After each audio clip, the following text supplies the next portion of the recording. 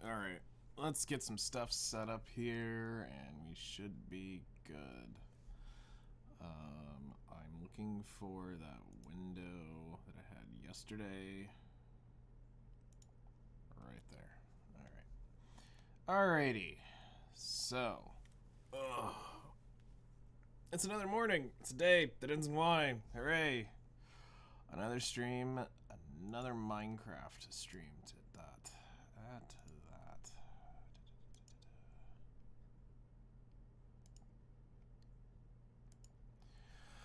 All right.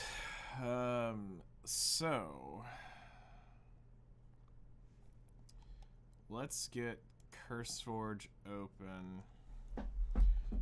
And I want to see why yesterday we had an issue with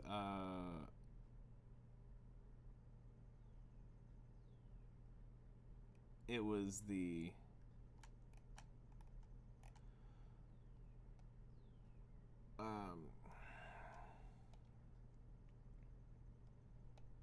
Bridges of Biome of Plenty were corrupting.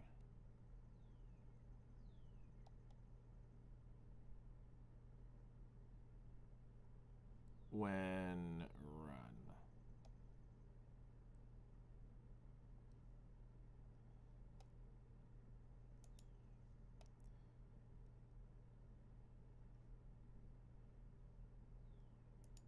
All right, we're gonna launch it again and we're gonna see what happens.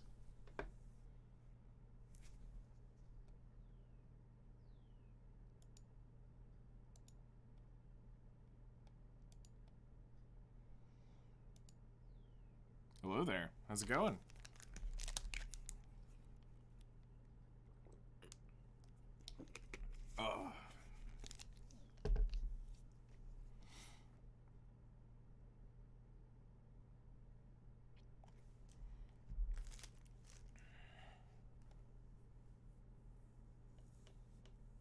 Let's see if we get the crash today on it.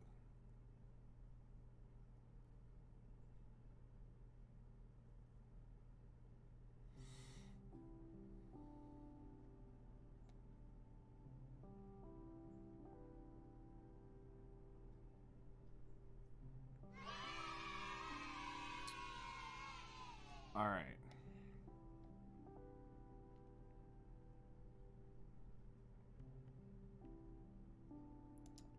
So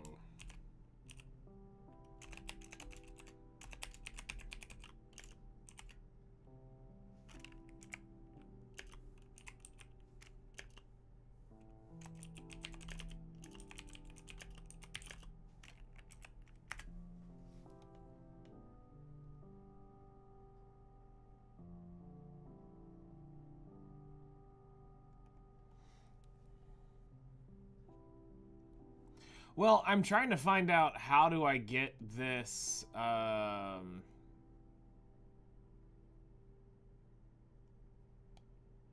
updated.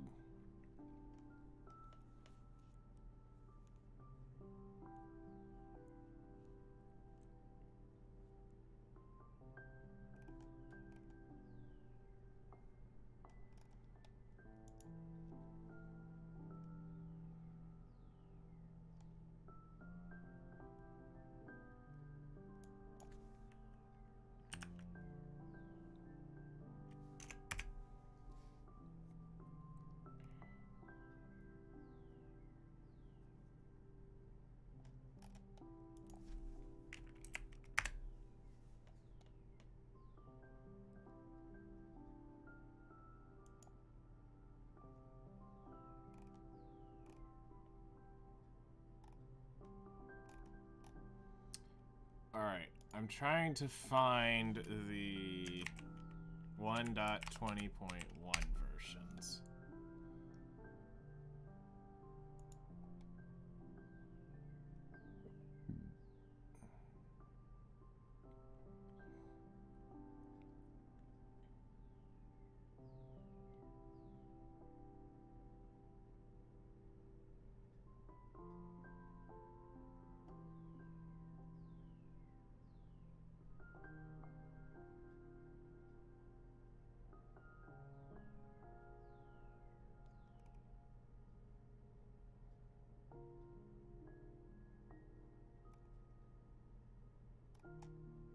It's the same mod as... Like, I'm finding literally the same thing on...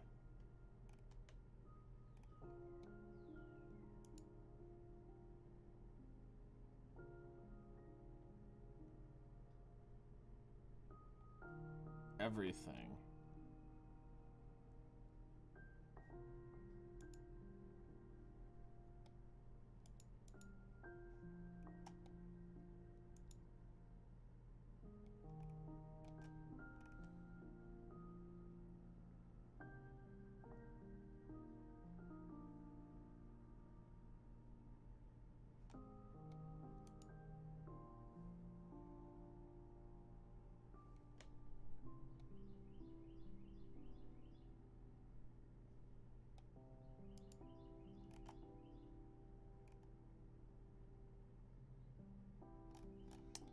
Alright.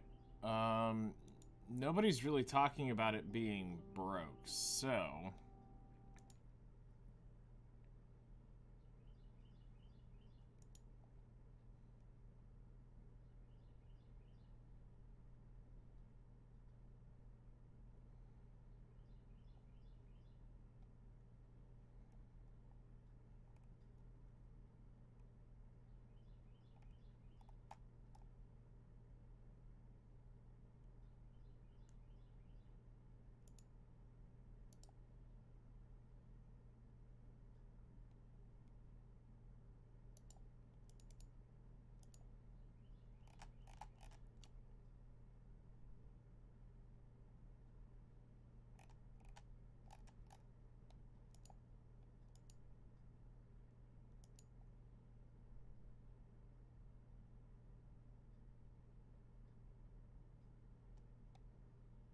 Alright, let me go ahead and remove this.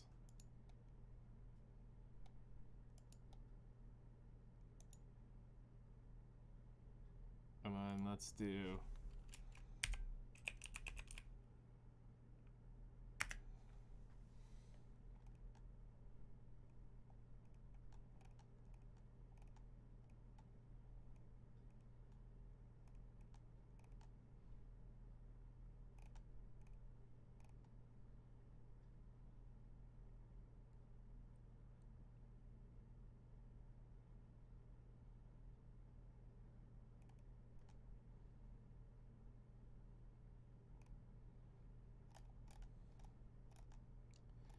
Alright, there is the mod again.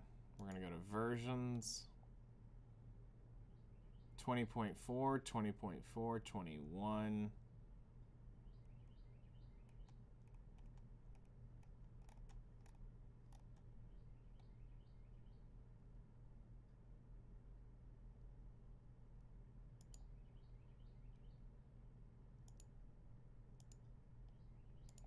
Select profile, Aether SMP. All right.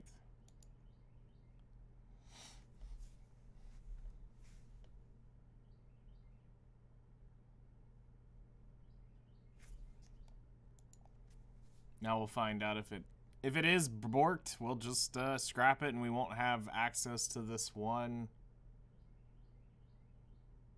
mod, and it's fine.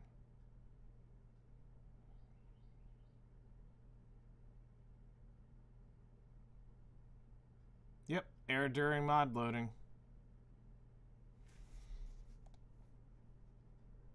Unfortunate, but it is what it is. All right, so till somebody smarter comes along that knows how to fix stuff like that, that's got to go.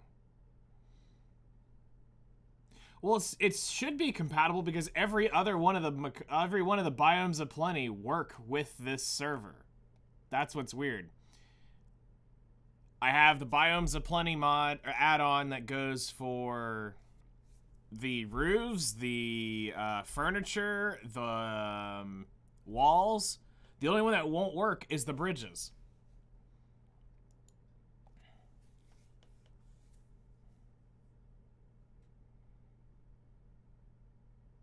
So with the Biomes of Plenty bridges removed, it will launch. For now, delete. Yep. Unfortunate.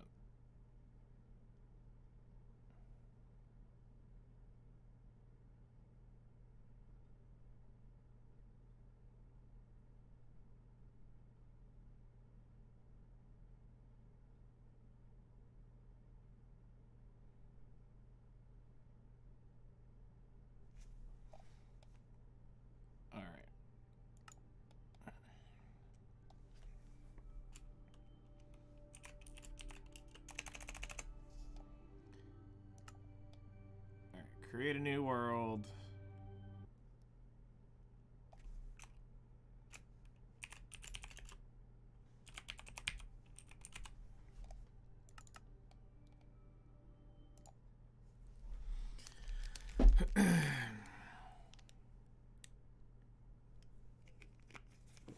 Well, do you want absolutely nothing, or do you want to tame the unattainable?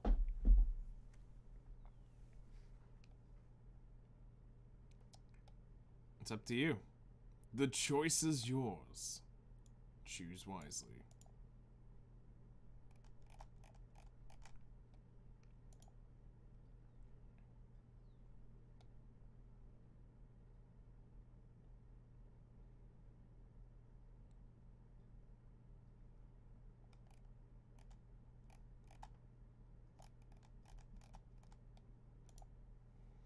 What garbage is this?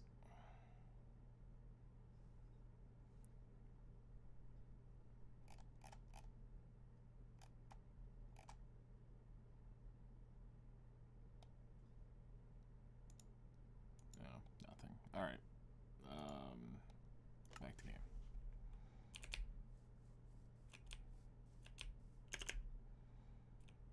All right. So we get spawns that are inside Biomes of Plenty biomes, which is great. We get unique features from how the world gen has changed, so we'll get some interesting. We're gonna get some interesting spawns for sure.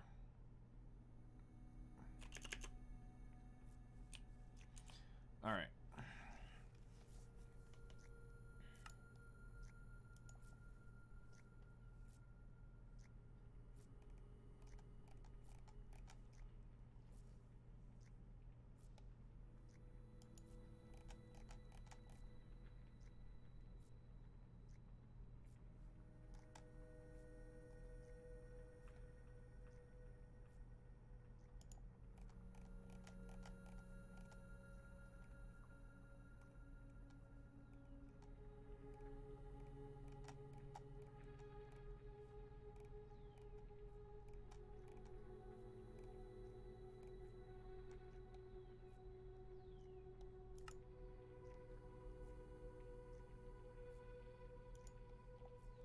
So yeah, here's the Biomes of Plenty fences. The Biomes of Plenty The bridge mod, the actual Macaw's bridge mod is working. It's the add-on for the Biomes of Plenty. So where it adds in these wood textures is not working for the bridges. But everything else is working, which makes 0 sense. So the Biomes of Plenty there, the Biomes of Plenty here. Everything else of the Biomes of Plenty work, except for the bridges. For whatever reason, it's not wanting to create the tab for it.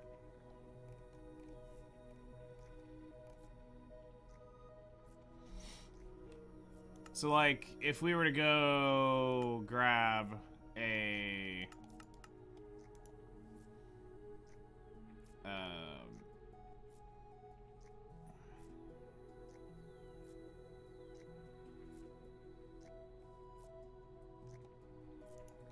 you know, if we were to start, like,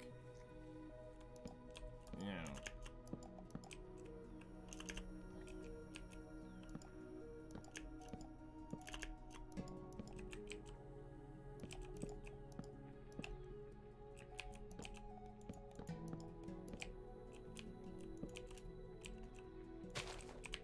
and then we go grab,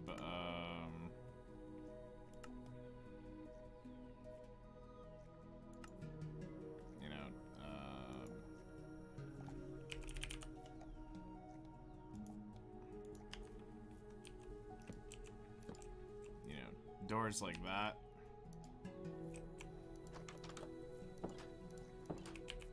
And then, you know, you could put, let's see here.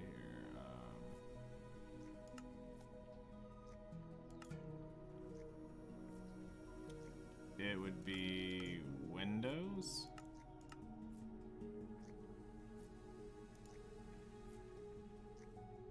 So let's say you want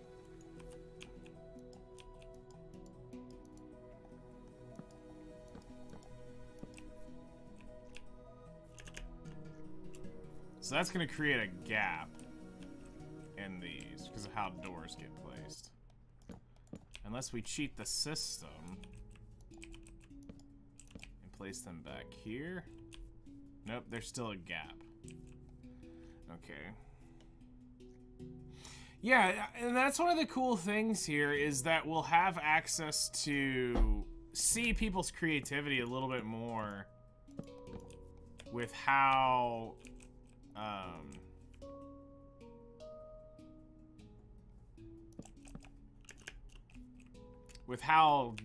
things are made. Yeah, so you would need to have a block above it to hide what it is.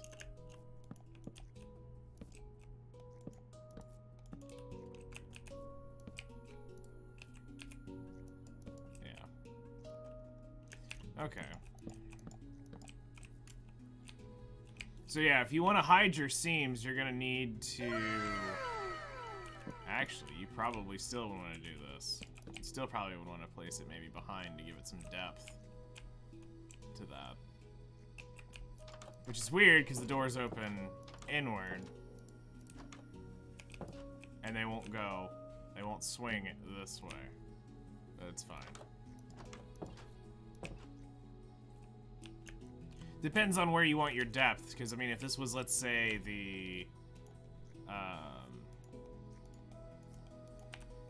you know, say this was the inside, you know,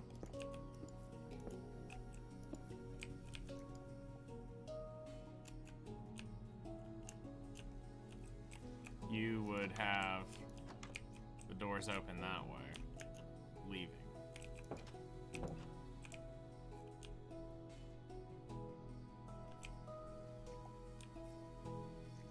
Cabins? I haven't.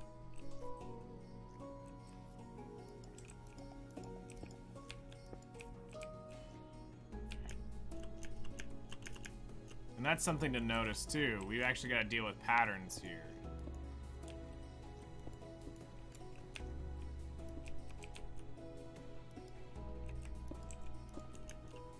Nope, never mind. It automatically puts the pattern in as you build it. So you cannot line them up.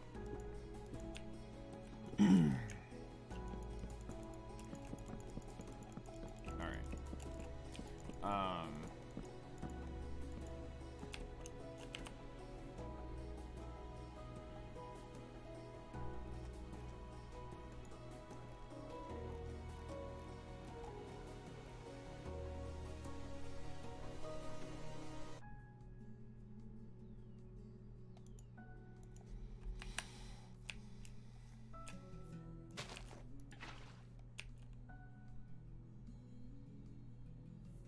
It's literally blood.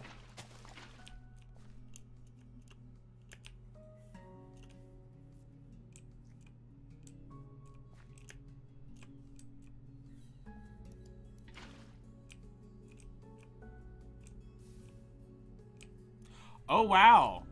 It acts like lava when it hits the water.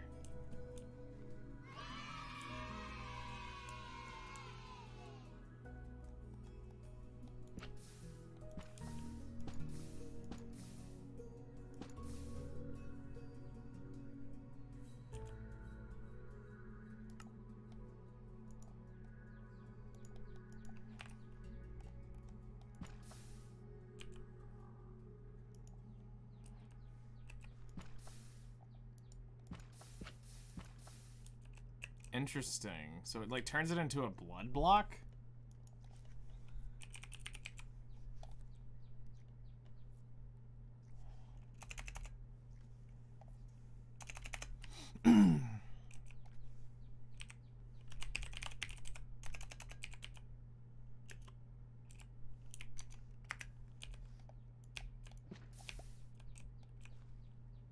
Flesh. Literally turns it to flesh. So blood and water makes flesh? Alright. The more you know.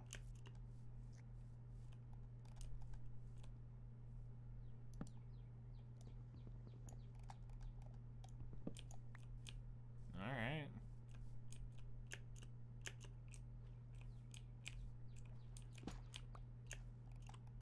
The more you know.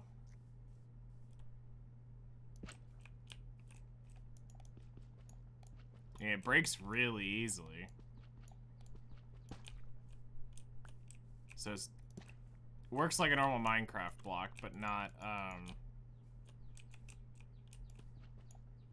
so it's not like sand or anything like that, so it can be built and put in weird places. Alright. Let's see, what else do we have? Yeah, I saw that.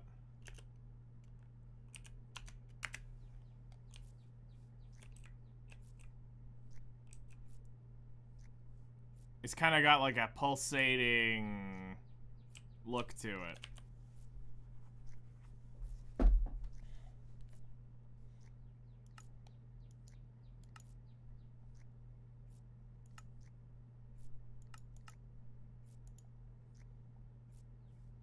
So yeah, it comes from flesh, porous flesh, flesh tendons, and eye bulb, hair, pus bulb.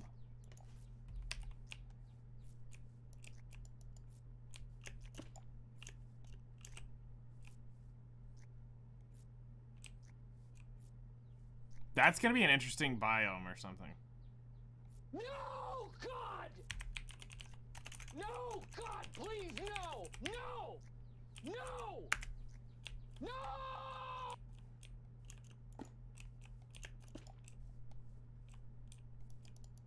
It can't be placed on anything but that block.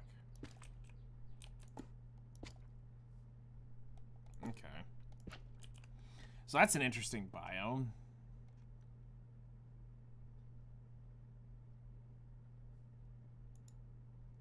Brimstone.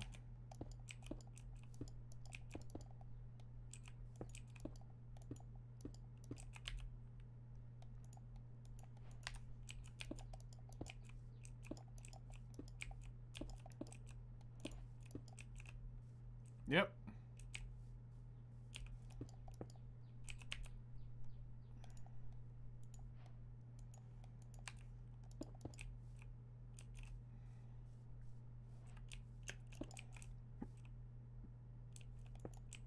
Interesting.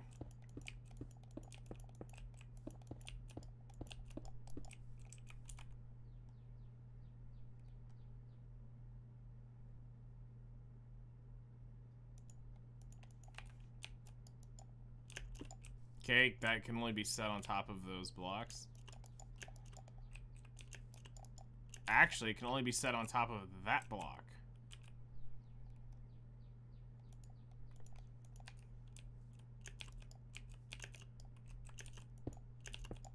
Same with that.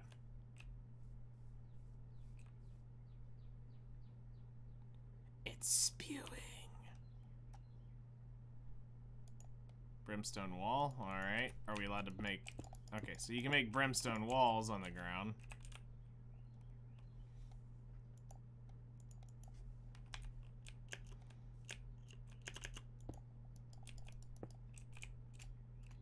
Okay, so that can be set there.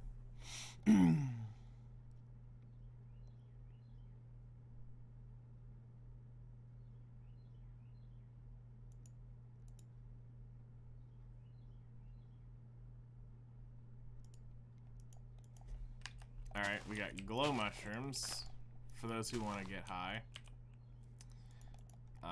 Let's see.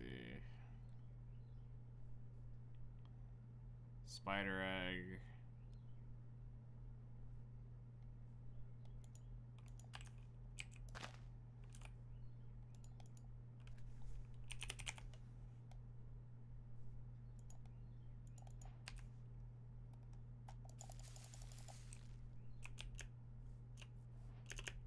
Okay, so it's just a normal little tree that blossoms. Literally meant what it meant. Alright.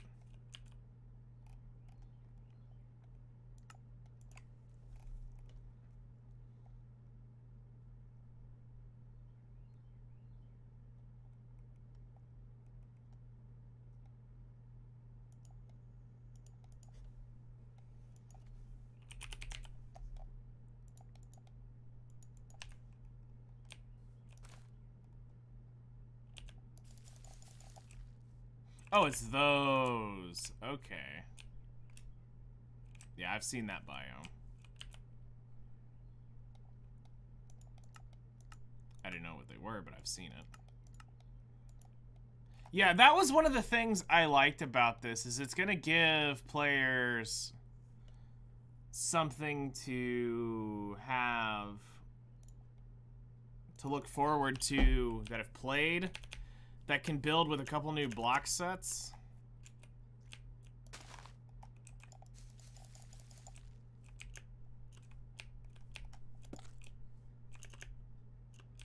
So we have some different color woods to be able to do.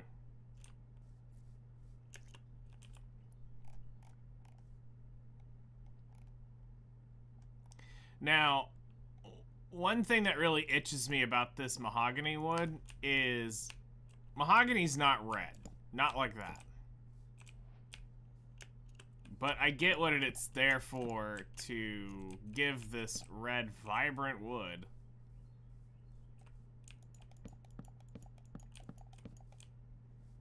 Because in reality,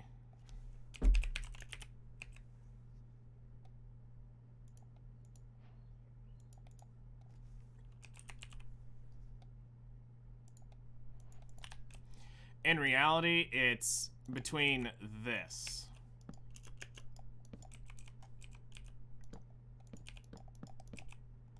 Would be the color. Next update for Nikkei is going to be a fun one.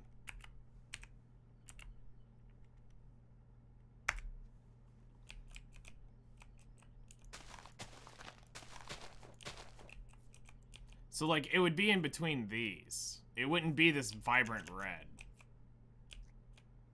But I get it. We need... People are going to have some fun, so go for it. I haven't looked at the update yet. All I know is nobody should pull anything until anniversary, because it's going to be Crown and Chime.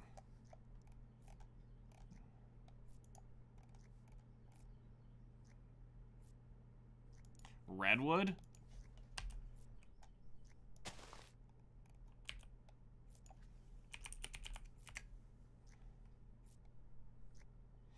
it's gonna be fun. I'm really curious to see what people are gonna end up doing.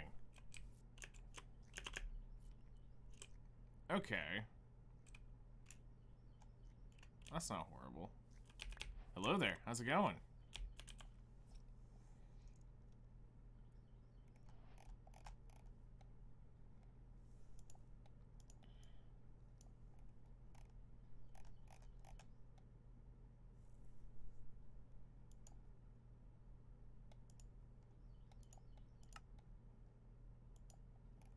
The unfortunate thing is Aether doesn't quite react how the others work. So, but we're going to be able to see some really interesting things with people in the Aether.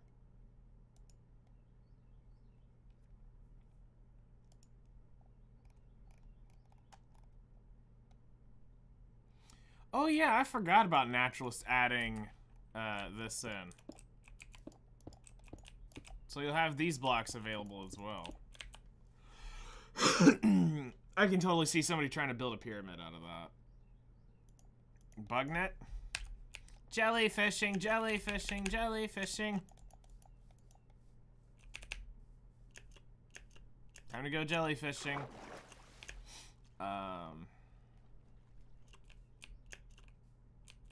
Which means more MOG. Oh, I didn't know that Red Ash was... I didn't look at the patch notes yet. That's great. MOG is coming back. Alright. Of course, the Aether weapons.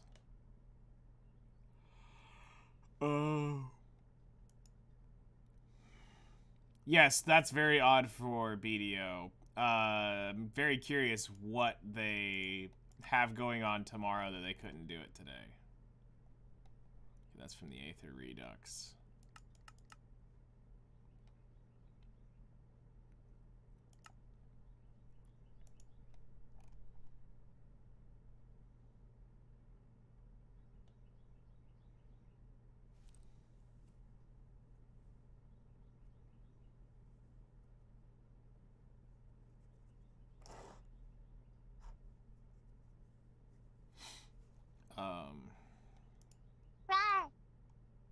That's a sound I hadn't heard in a while.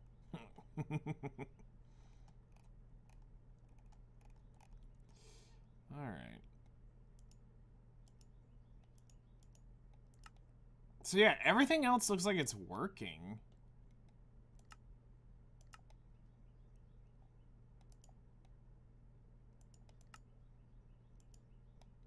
Except for the,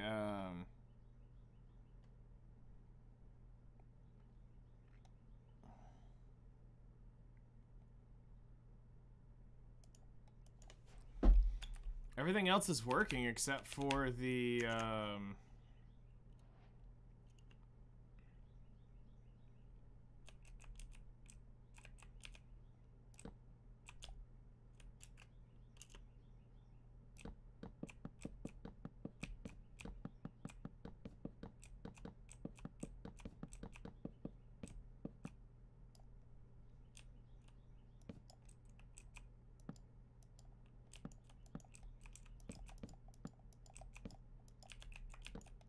that is very, very sensitive.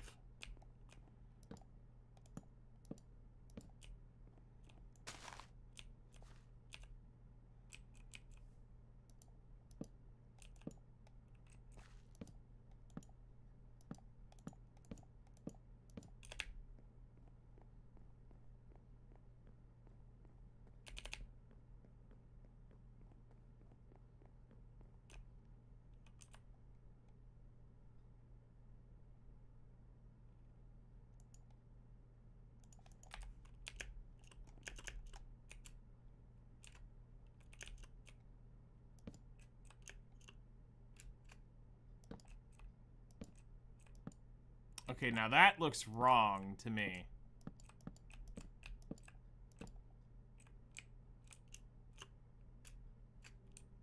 Because there's nothing suspending them?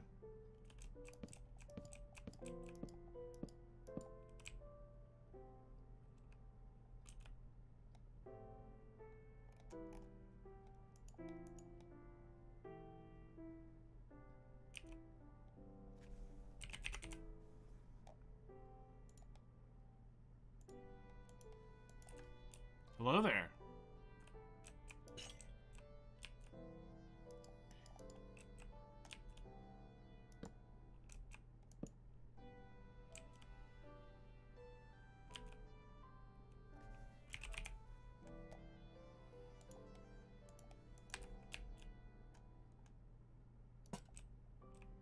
That's more believable to me than these.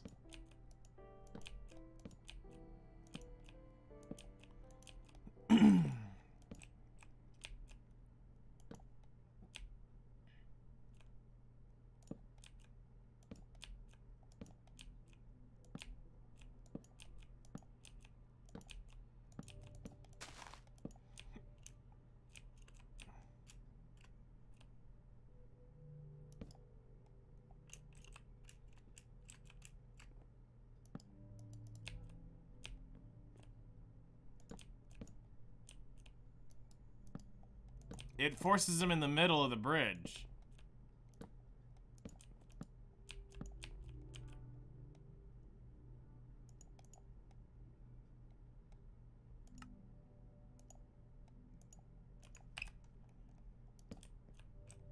And it puts these not on the rail or on the floor. It puts it up in the air. But what's weird is we're getting the light from underneath this.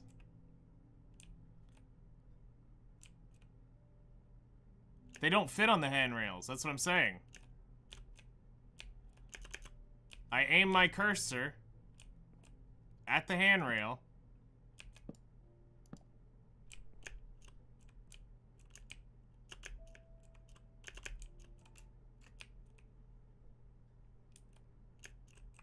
Finally awake. Welcome, welcome.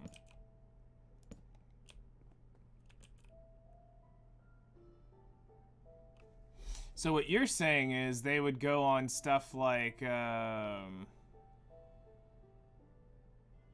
this.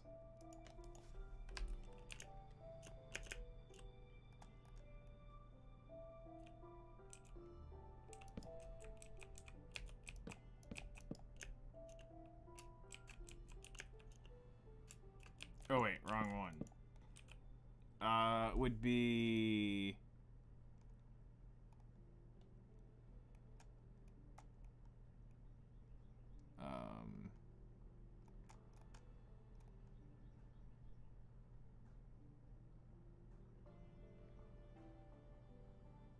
stone, black stone, deep slate.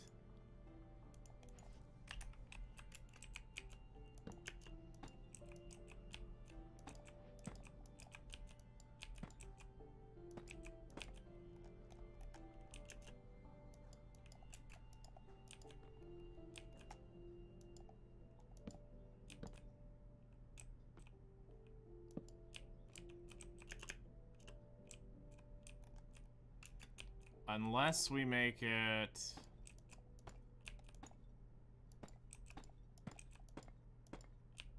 too wide?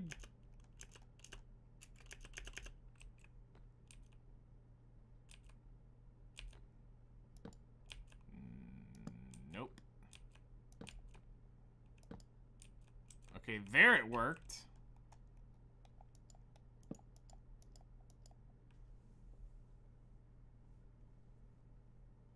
There's a little spider that I'm trying to get.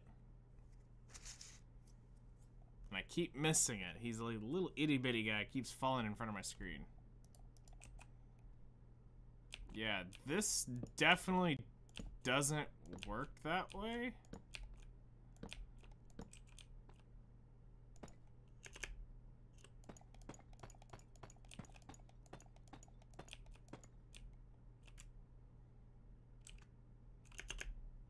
So I guess the real tech is doing stuff like this underneath your bridge if you want it to be aesthetically pleasing and stuff.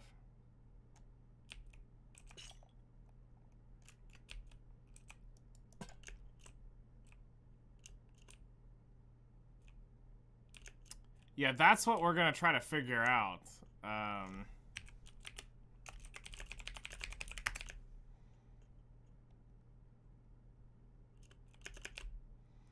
Okay, so we have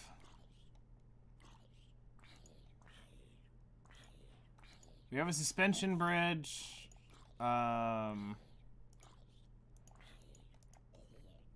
We have a rail bridge. We have a Asian bridge.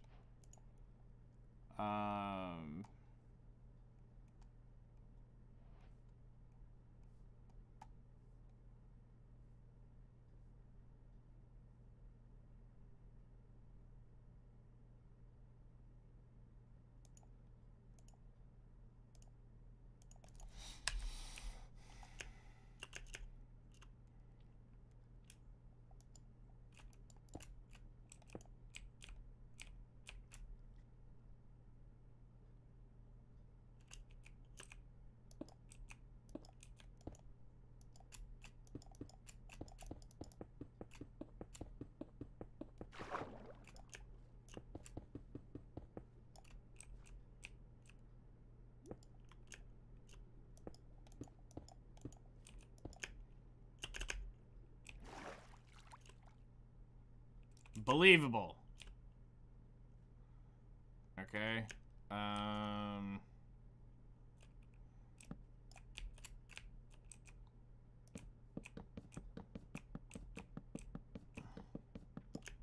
So we have our Asian themed one. Nope. We have a spruce railway.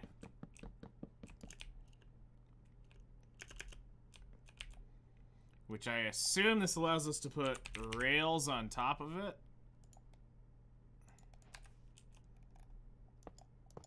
Yep.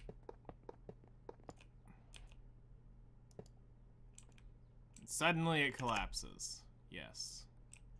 Okay, so we can set railing up that way.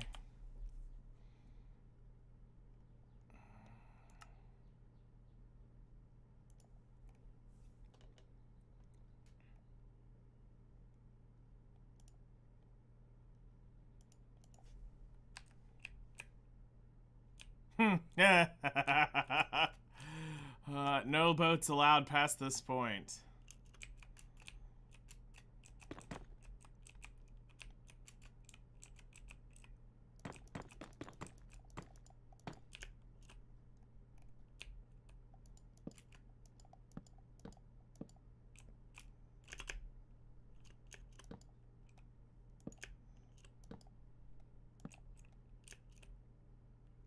These don't even act like real torches, like... Surely this would stick to us. Because look, you should be able to do this. But it doesn't even take, it just goes straight to the side.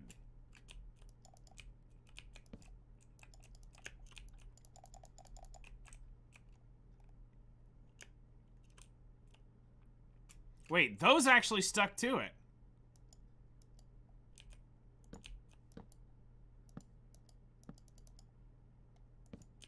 How did we get those over on the rail?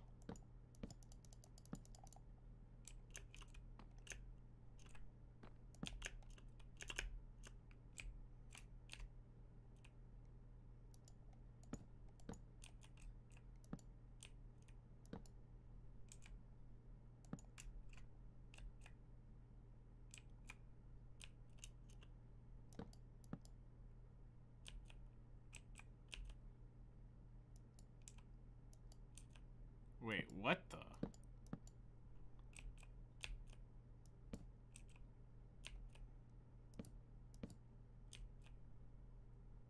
Oh, the hitbox is so weird.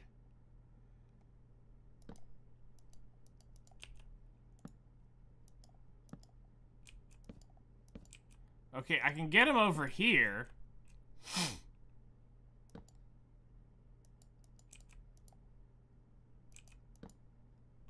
But I can't get it to apply to... Hold on, let's try it this side.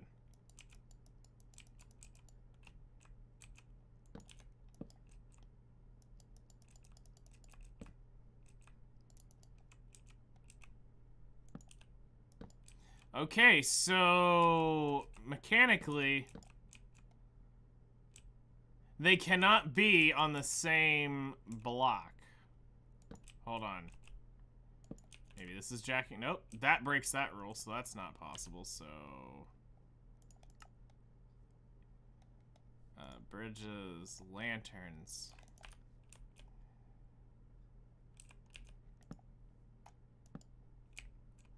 Okay, there you go. So now the question is it scuffed under here, or is it just me not being able to place it?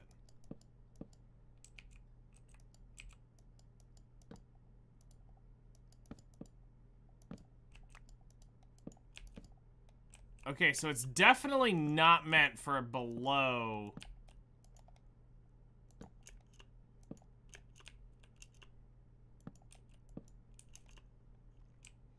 Okay, the lanterns are not made for below the bridge whatsoever. Unless it's made for this. Nope.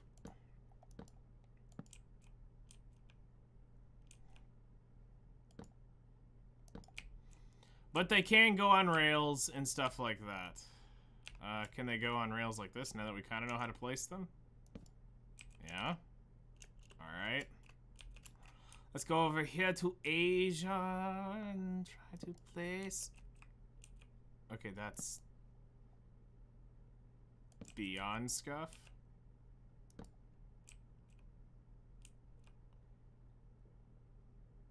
Wait, what? What in tarnation's going on there?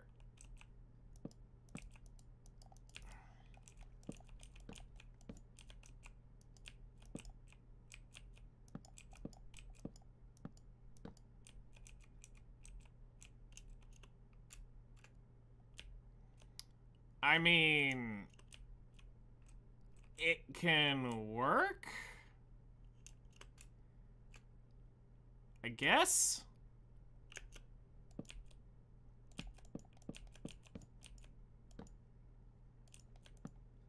But okay.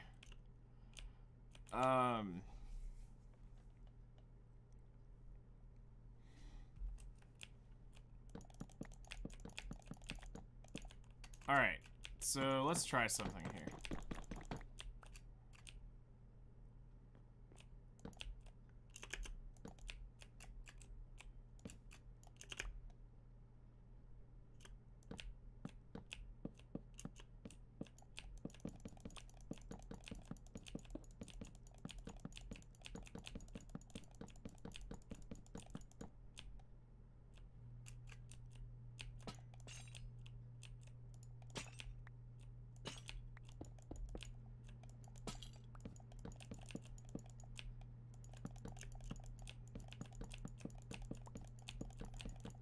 Okay, so to better understand the bridge system, let's see how this works. Let's get rid of all those torches and things and stuff.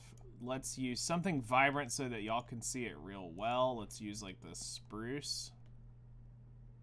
Or this birch, I should say. So we have birch there. Birch there.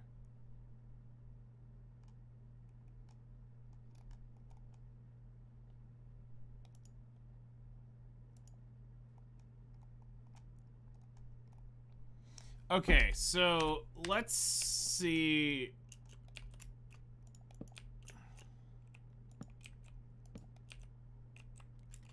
What we come up with. So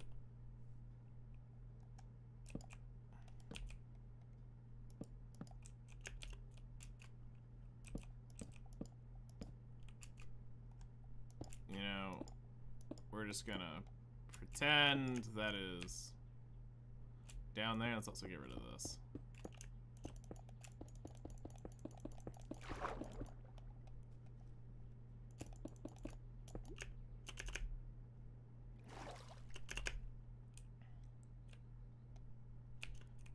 Floating torches floating.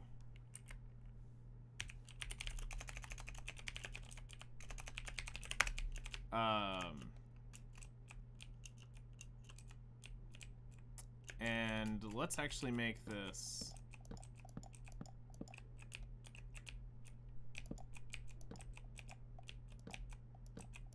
3 wide.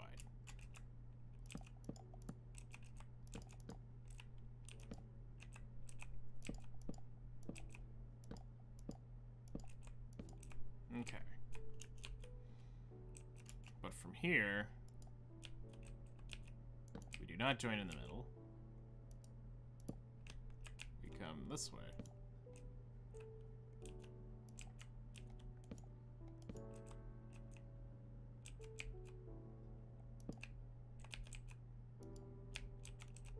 No. Okay, so you can't force it. You're gonna always have to delete that block if you want to do that.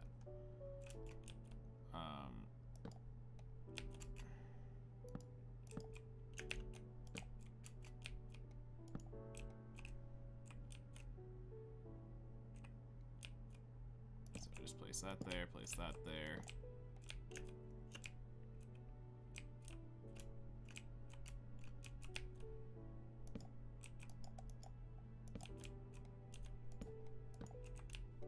Okay. Oops.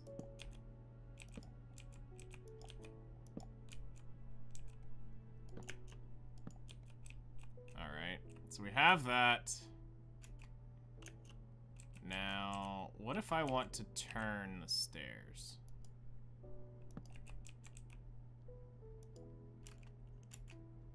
And have like this.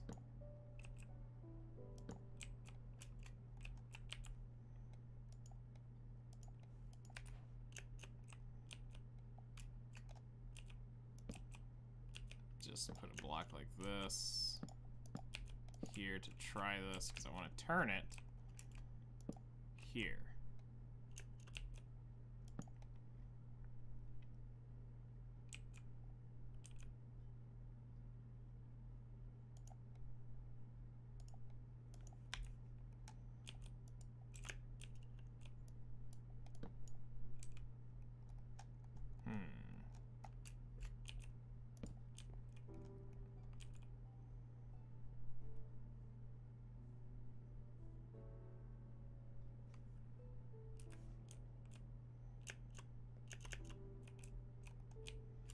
So is it saying this needs to be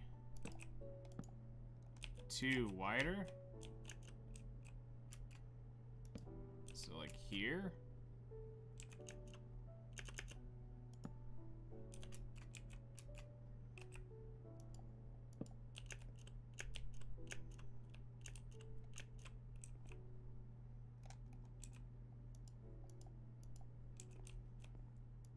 Oh, I see what it does. Okay.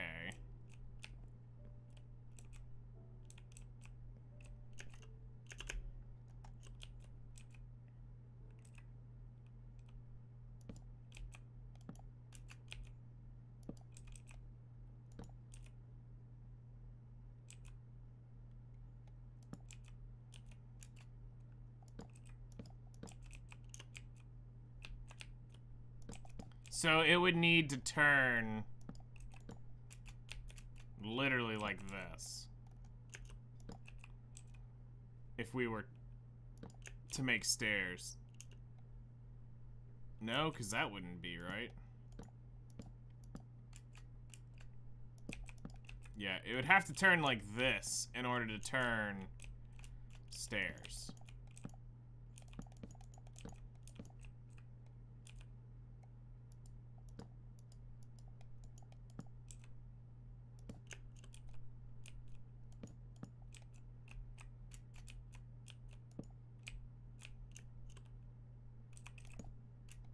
So we can't necessarily turn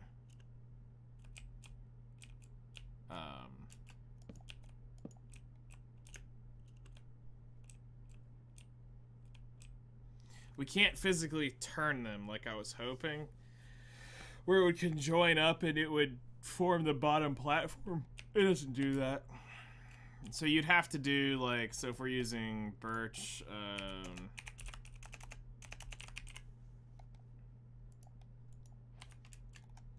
you'd have to come in and add, you know, birch planks like this to turn and come down.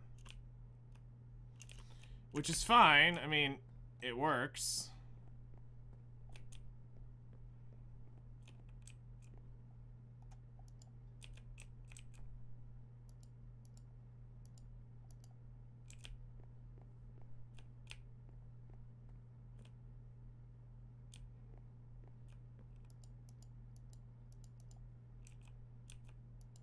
But the issue is the railing.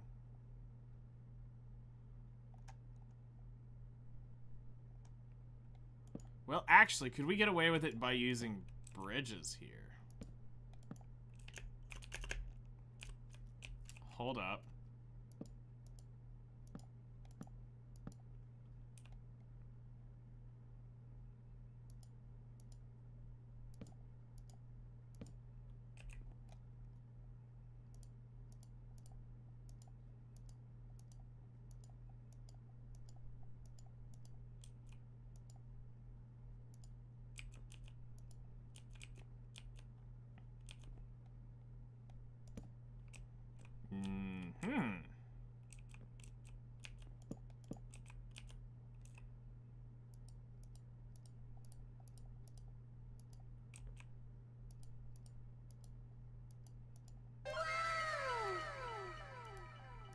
So there you go.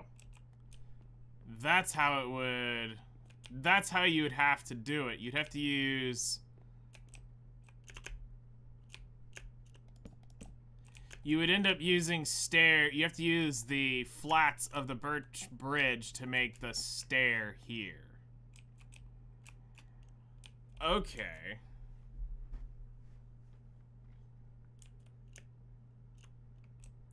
And then I would assume if we did something like this,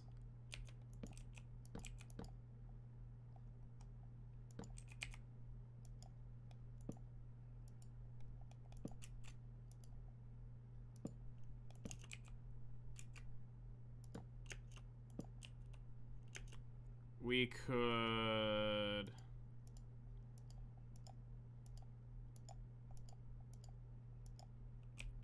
then come here. No, we can't add a rail, so it's not like we can convert this to have a center rail. So this only works on the bridge piece, not the stairs.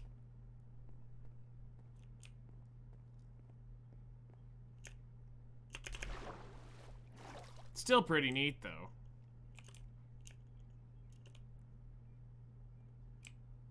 I'll take it.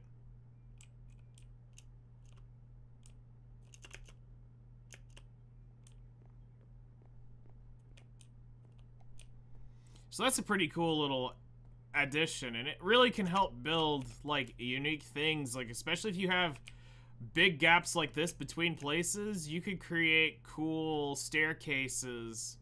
And this is where people's creativity can come in handy in creating these winding looking, but cool, not annoying, staircases to be able to build around the area. Because, I mean, you gotta realize, like,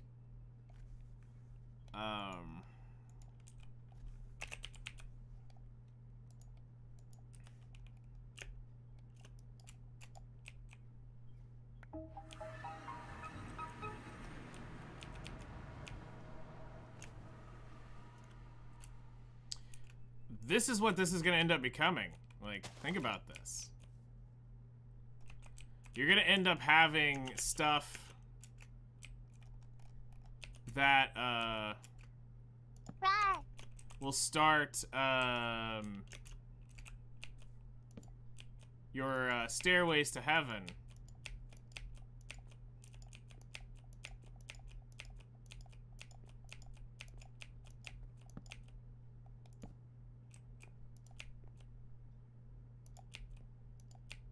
You know, that now you'll be able to have these cool, like, little bridges when, like, transporting through the Aether getting from place to place will be a lot easier. Because if you realized, I just built that.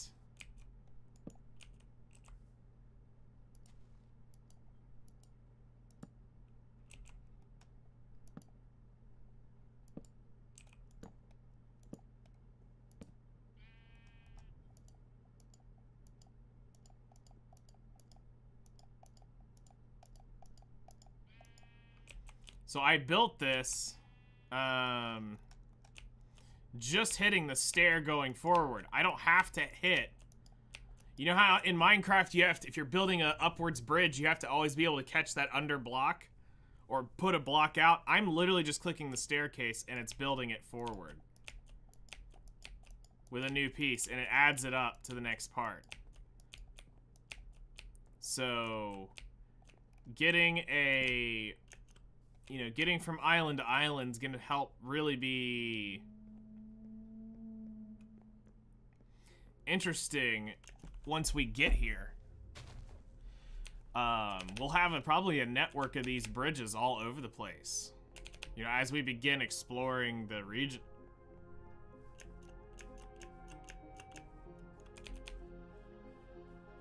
Because like, oh wow, look at this area. It's really pretty and I want to go over here. Well,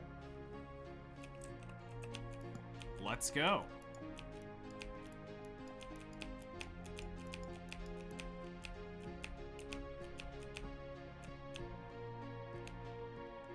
Do I trust this running? Nope.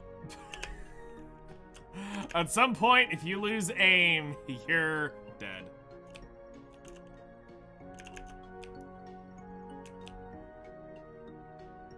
But yeah, look, like that, we just bridged. Yeah, that's a big kaboom.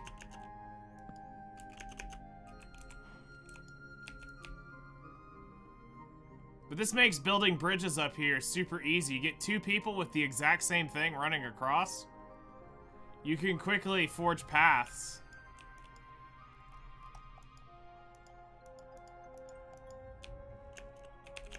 Like, look, I just made a path really quickly from where the portal was, right there.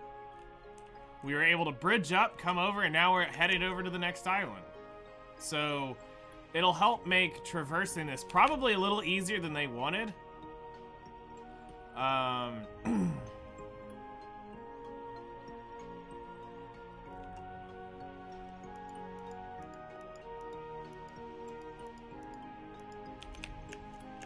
But we did it, you know? You know, we can have these networks. Now,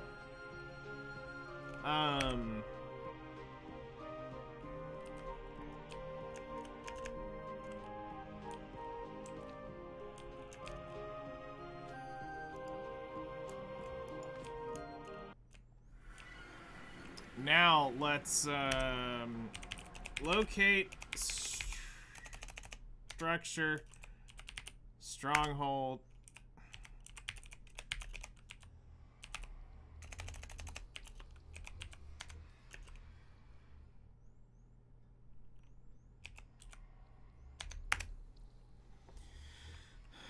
TP 2008. Let's do 100 and then 224.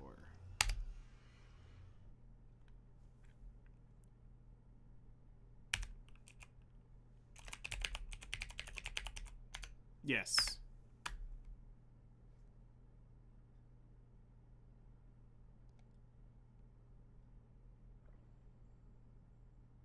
Can I click that chat message? I don't think so.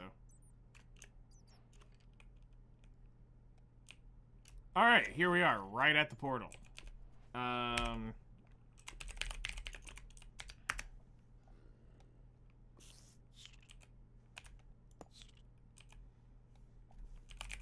Ender Eye.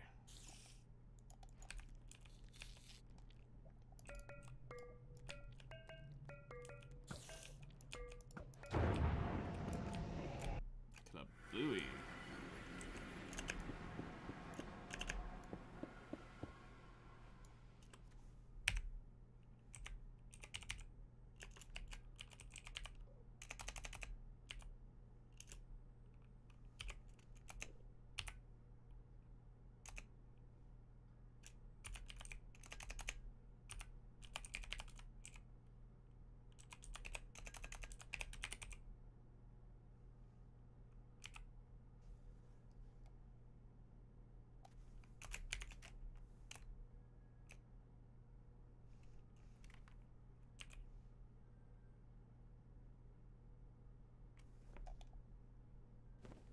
Oh, you can click to teleport.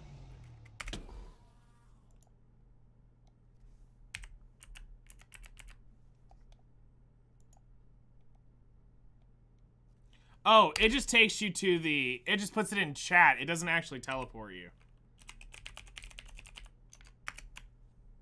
As a heads up.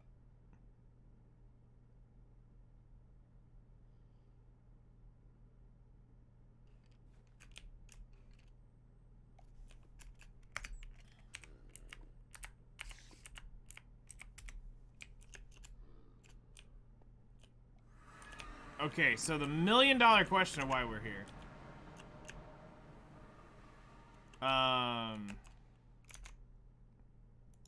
Enhanced boss bars. No, I haven't put that on. Who ordered all this fucking anime titty? Yes. Alright, so here's what we want to know. Bridges. Can Endermen spawn on bridges?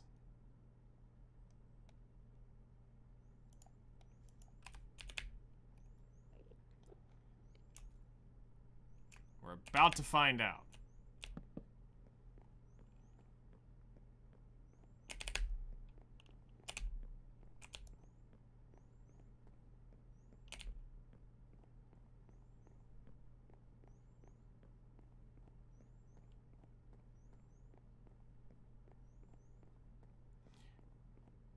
I live on the edge of life, literally one block at a time.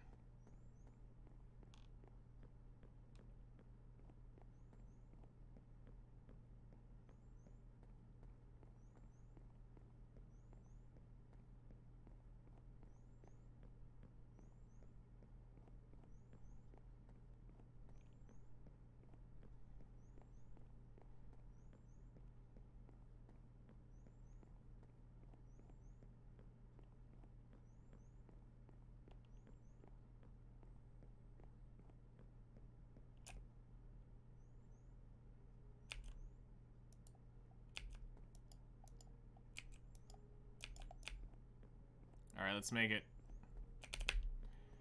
Run it back and see if we get any Endermen spawning as we go back.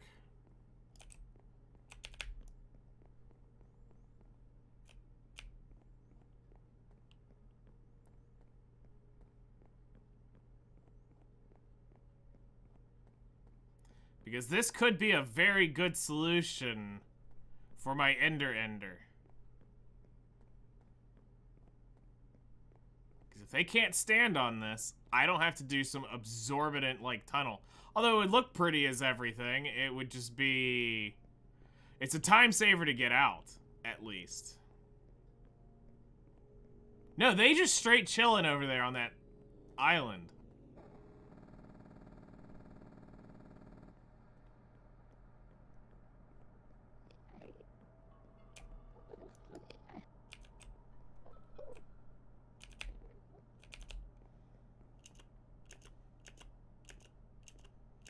Alright, so when we get out of render distance for this thing...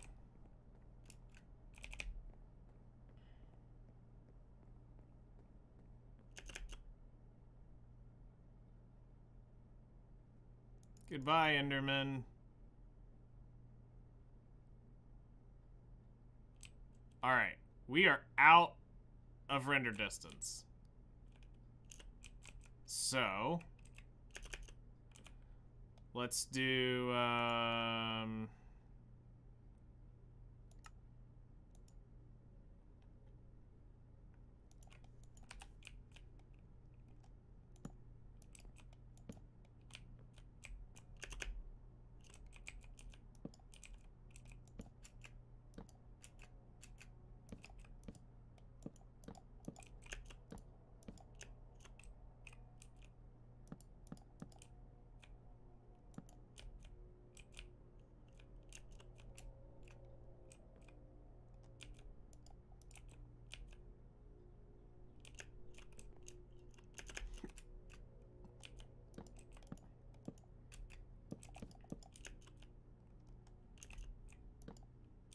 Alright.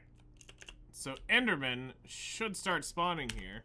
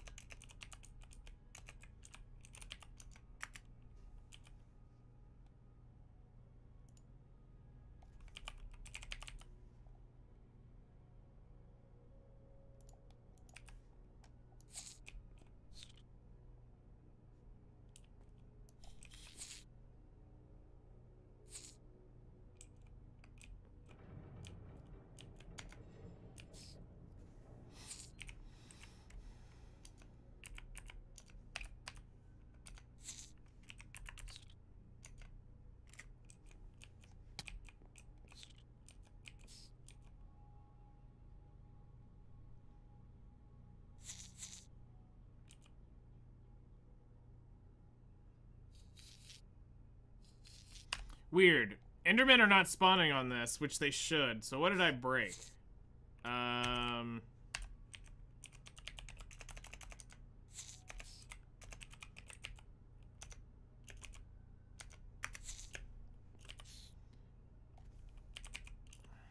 Let's just pop some endstone down because I know they can spawn on it.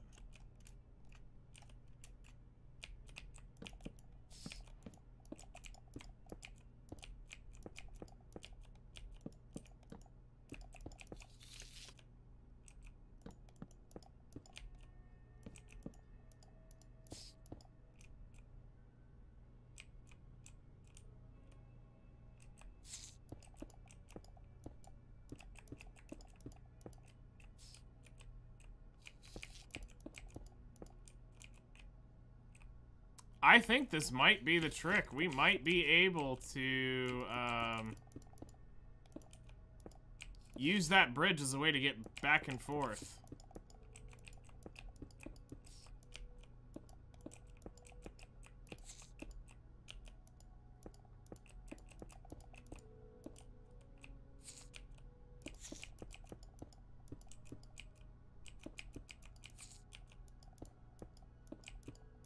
But what's weird is that I can't get an Enderman to spawn out here.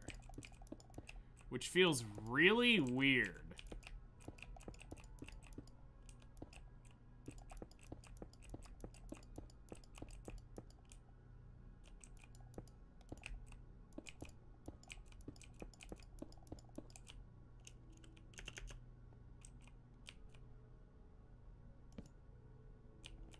I mean, I did kill their leader and everything, so I can see why they wouldn't be very fond of me right now.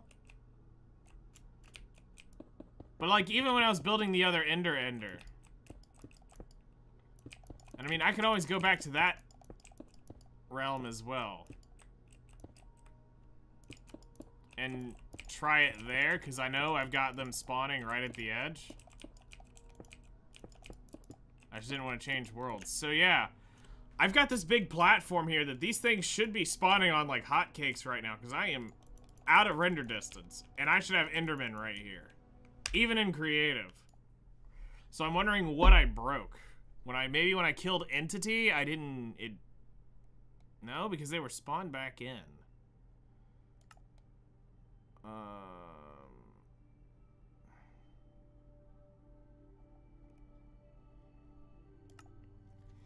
I think this is the one that has the Ender.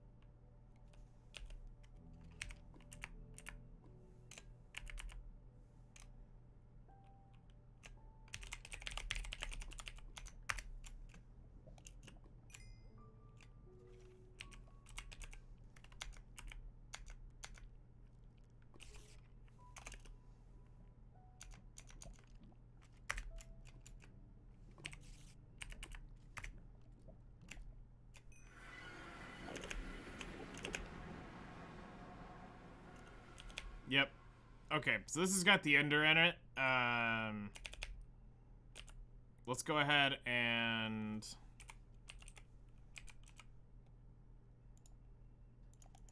grab our bridge.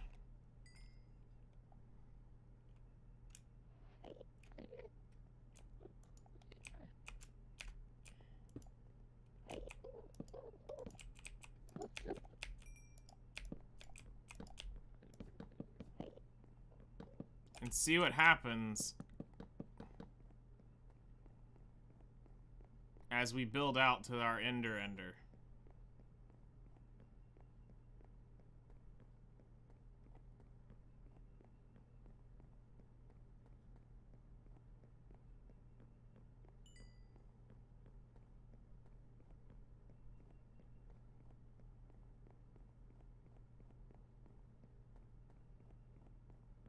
Okay, so notice he spawned on the block there.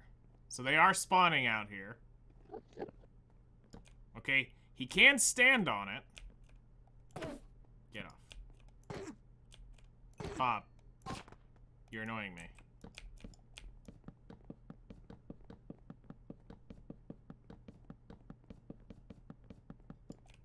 Goodbye, Steve.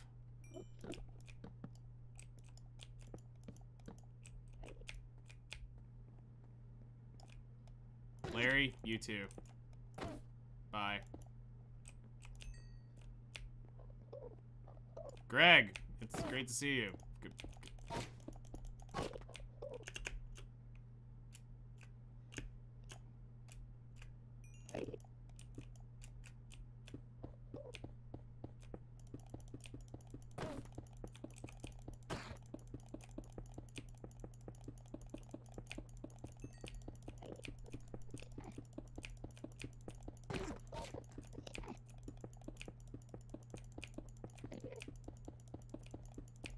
So we're getting him to spawn out here, so that's good.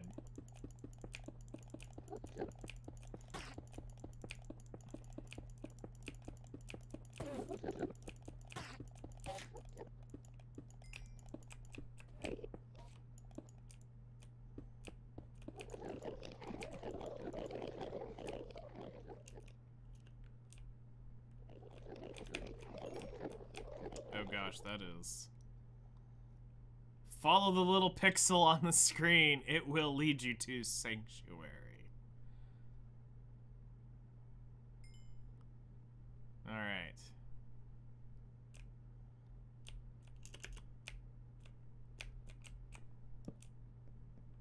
So here we go. We saw that they spawned. So now it's just up to this to connect. Alright, getting close.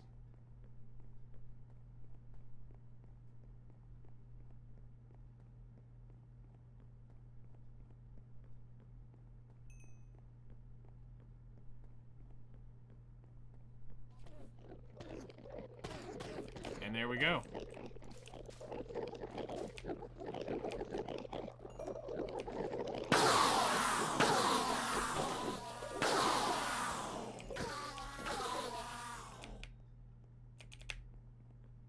Not a single Enderman in sight.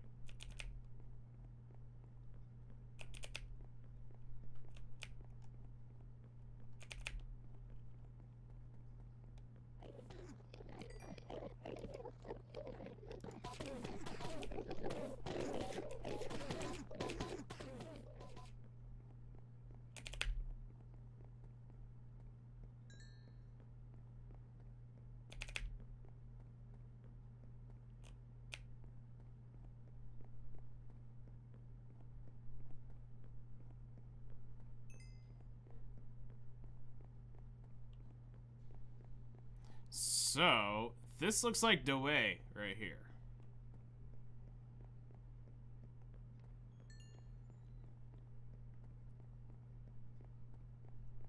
This is definitely the way if we're going to do some shenanigans here. This is definitely one way to do it.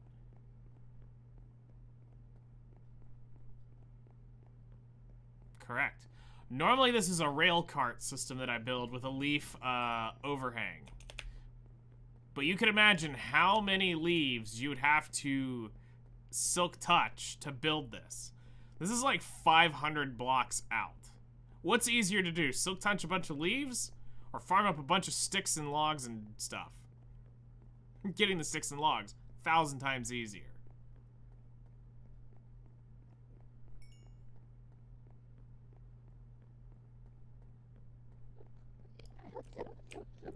Alright, so my last order of business is this block. If I decided to get out faster, does this recognize as a solid block and spawn them? Where is it?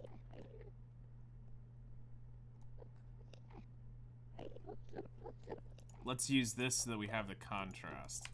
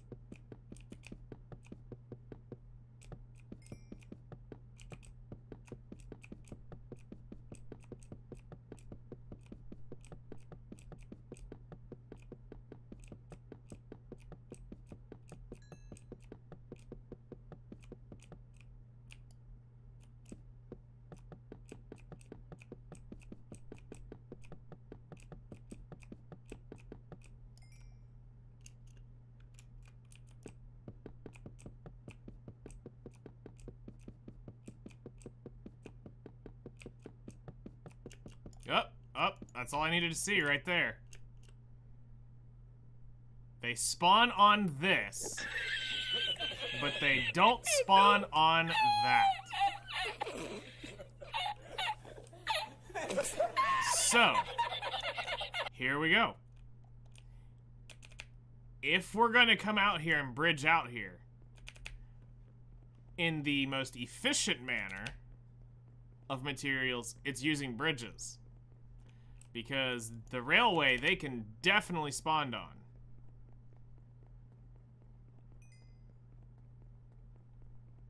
And that's why an Ender is so disgusting. You can see the big drop of EXP as soon as we get here.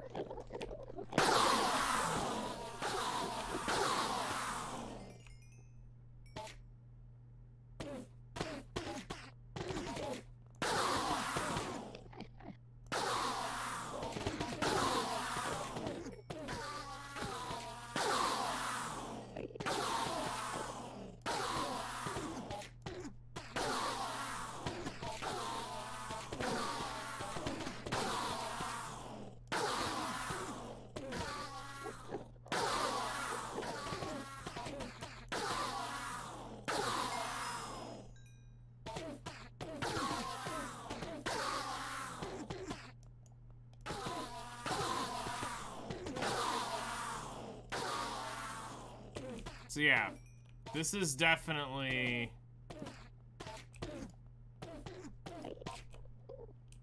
This is definitely the way to go. Now the issue is this block thing.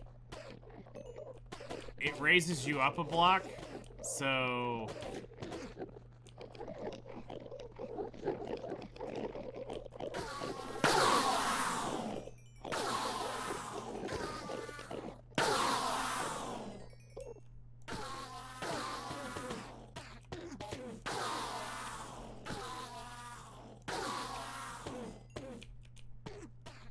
Well, then you'd have to stare into it. It's not, it's just, you just need to know how to do it.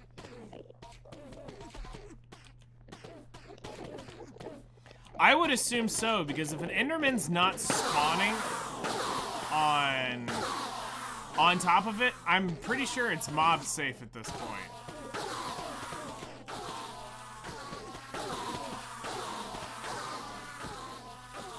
Like, nope, wait, how did you get out here? That's rare.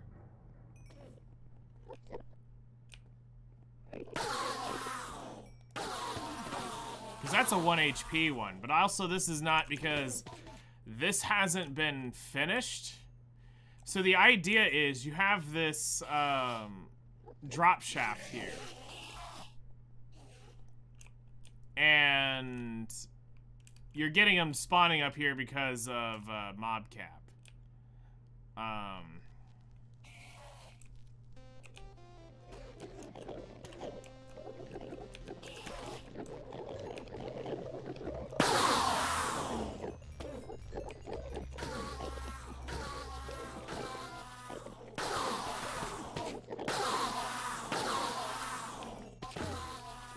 But normally what I do is when I build these, I build it with a,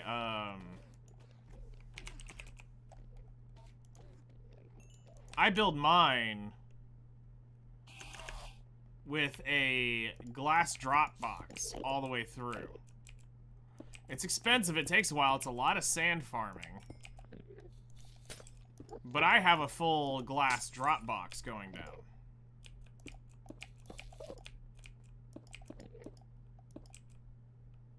So, like, when I do mine, mine has a glass tube going all the way down to the bottom. And then...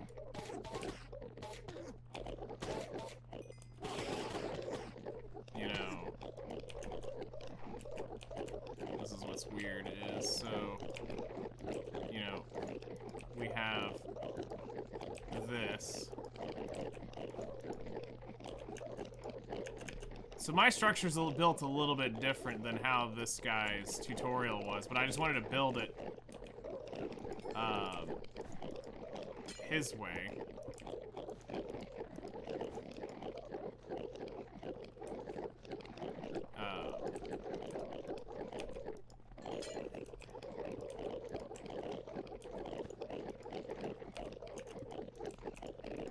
So when I build an ender, you have this whole, like, you know, glass structure type thing. I'm just doing this so water doesn't go down in that thing.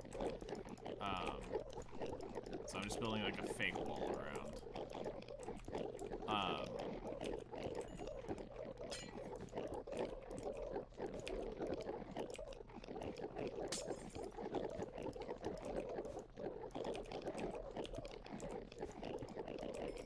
Okay, so you know, you have like this inner, you know, you got the inner drop, you know, right here. Just put it one layer all the way around. See you later, man. Enjoy your walk. Alright, so we have that inner layer here. And then what we do to really up efficiency, we put, water buckets. And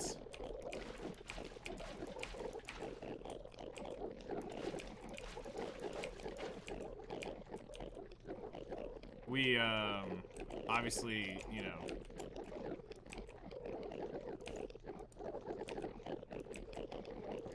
fix it to where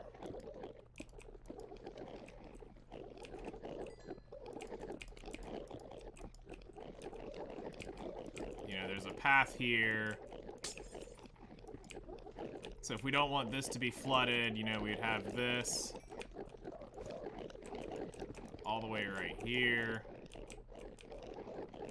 And then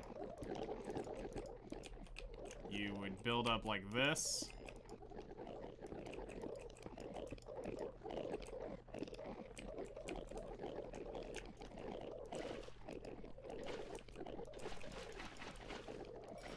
Make a water pool.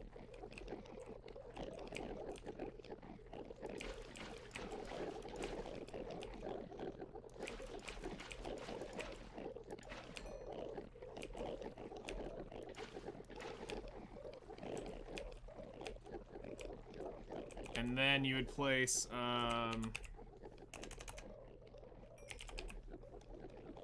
leaf blocks.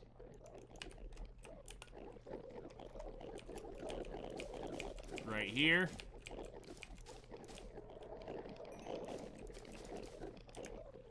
And that is how you make a unspawnable area that they can't spawn on. So like we got an issue. We kinda need a plug.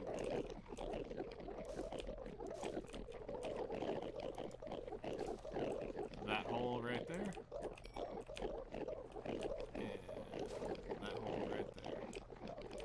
So, you would have a structure to keep you from getting wet, because you don't want water coming in from anywhere.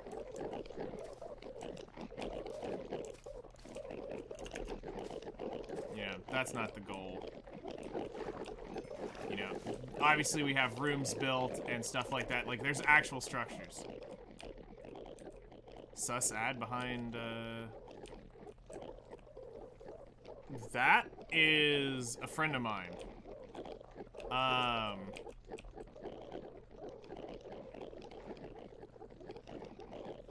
This is a ender, a mock-up of one for the SMP that we're doing. We're testing out the Macaw's bridges here and seeing if it affects the idea of building the ender, and it does. It definitely stops mobs from spawning on the bridge, so you don't have to build structures. Used to be, you know, you'd have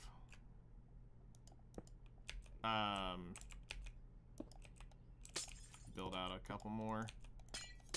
So you'd have we're using several here.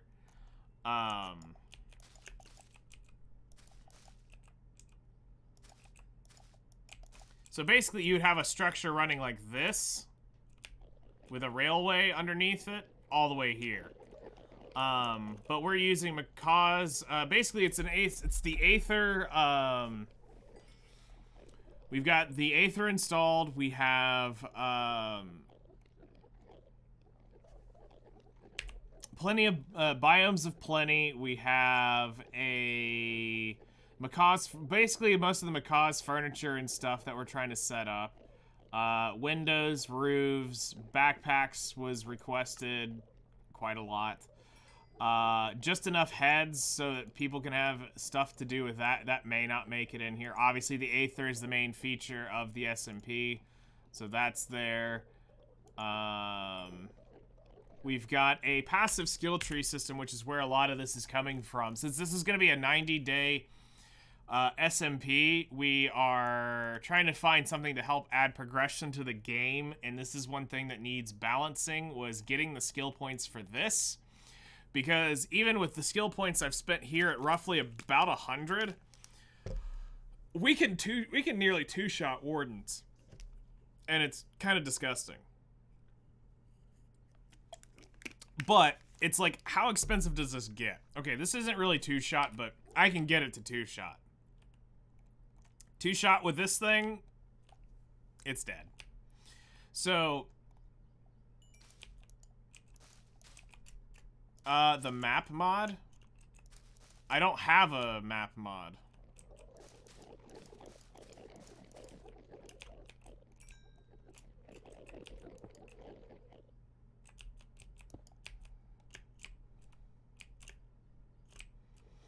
So, because actually, let me go over to Curse and I can tell you what we're using.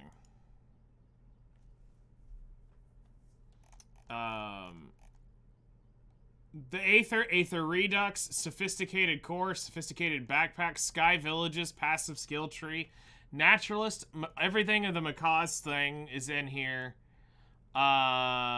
Just mob heads, just enough items, collective, biomes of plenty, better villages, attribute fix, which is for the thing. So, what you're seeing here is we're just in the end, because this is a ender farm, so you have to be in the end to do this. You're not getting any mobs spawning because we've hit mob cap down here. And this is one of the most disgusting EXP farms you can build in Minecraft.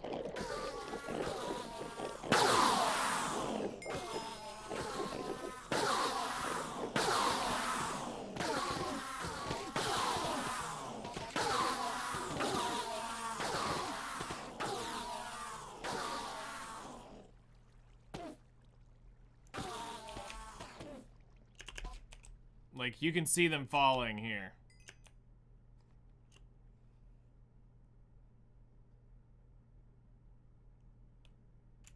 That kind of XP per second is nuts.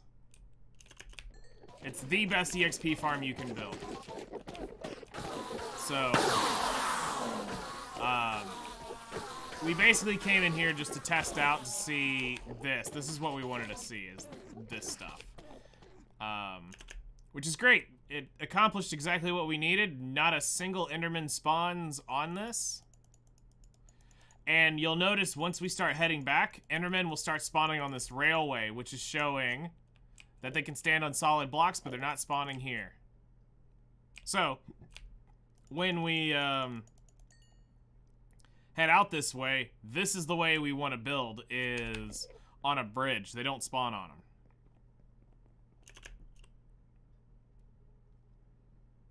So, that's pretty huge. Yeah. They're all around it, but not on it. But what they will stand on is the railing system here. And you don't want them on top of this, because if this takes down, well, not where we have it right now, where it stops, but you don't want to have that block that they can stand on at the ender.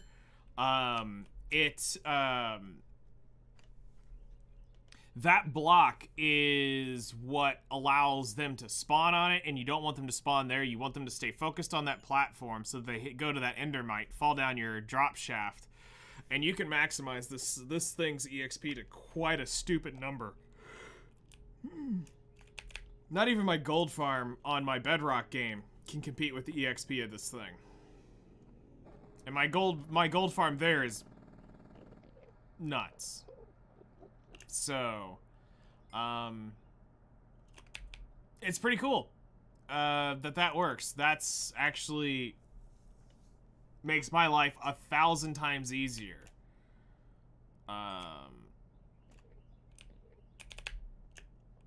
Let's just go through the portal over here, get back to the overworld.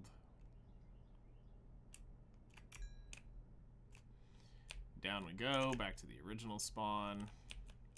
All right. So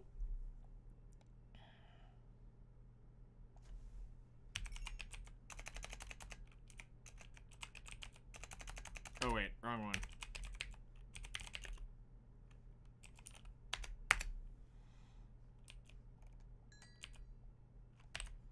You know, I should probably grab a crafting table because I want to see how to make this.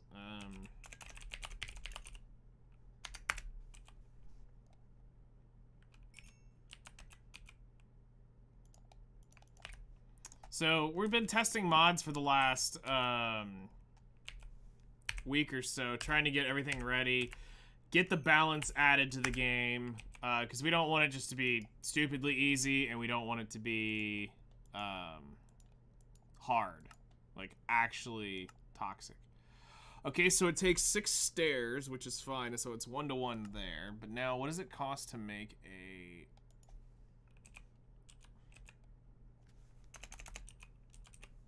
bridge?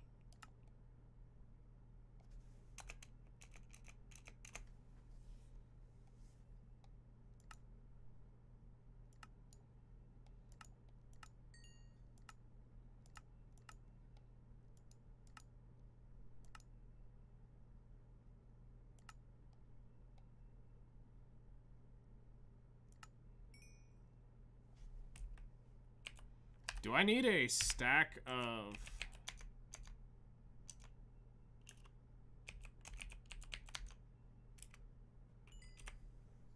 birch by chance?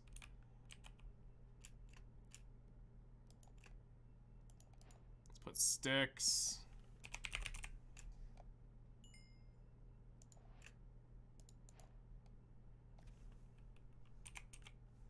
Just go ahead and grab a stack of that.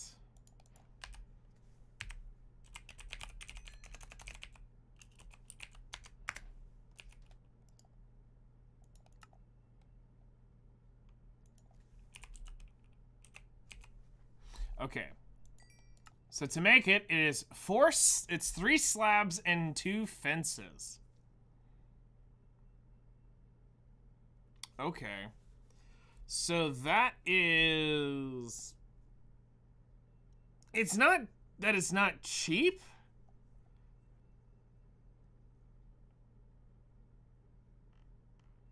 It is, but it isn't. It's a balancing act. Because not only do you need to create slabs, you need to create fences. Both of which require, you know, a healthy portion of these. You know? But if you, what is it?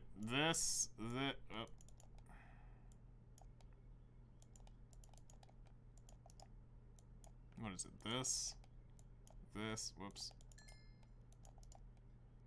Here. What is it? That?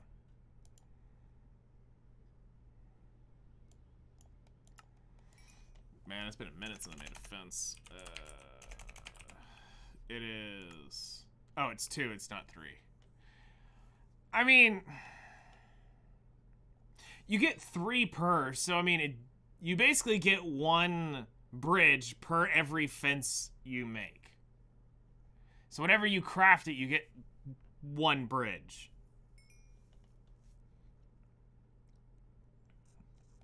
So yeah, you get 1 craft of this. You get 2 bridges out of this. So basically you just have to go 2-to-1 on fences. And you can make... So you basically need a tree farm. A really good tree farm, and stuff like this won't be an issue.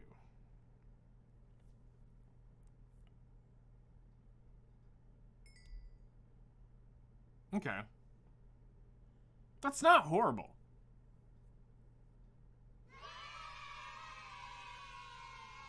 I could deal with this.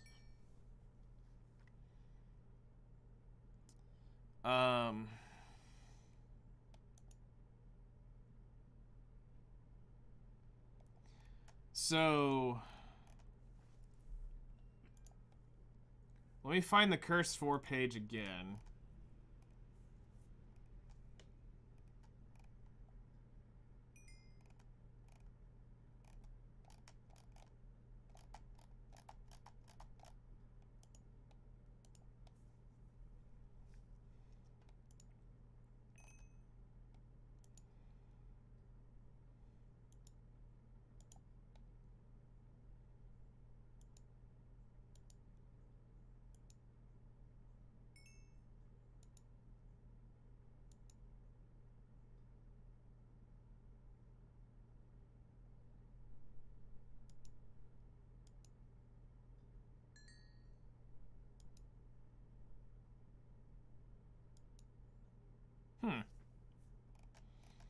I could see that.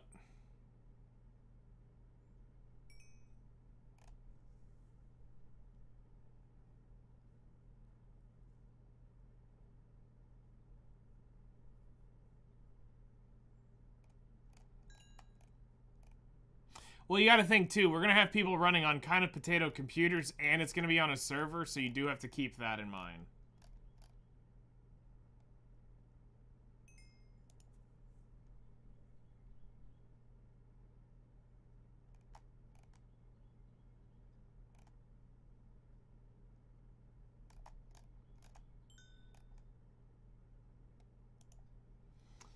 All right.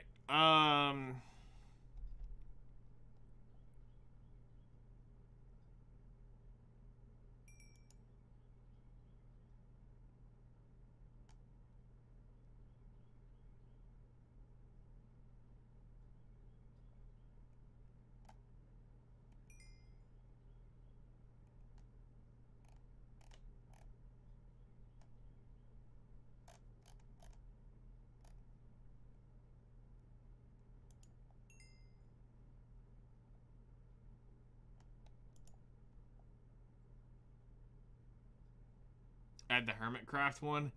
No. There are way too many,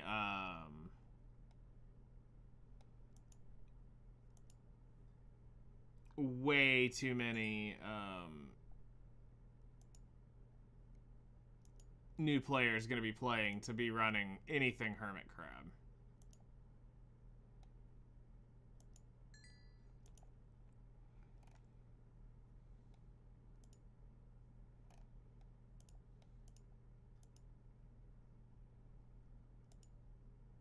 Hello there, how's it going?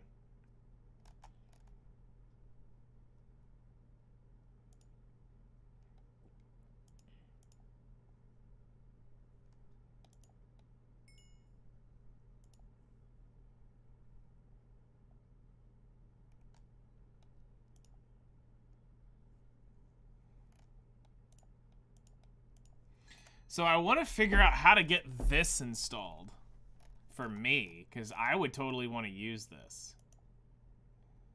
Game versions 20.1.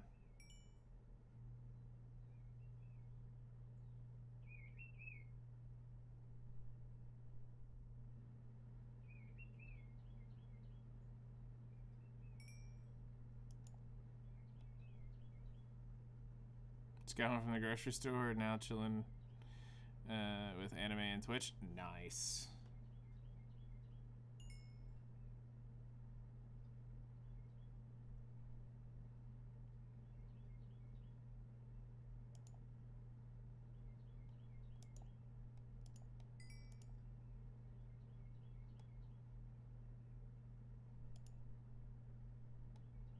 Whoops. Let's close that down real quick.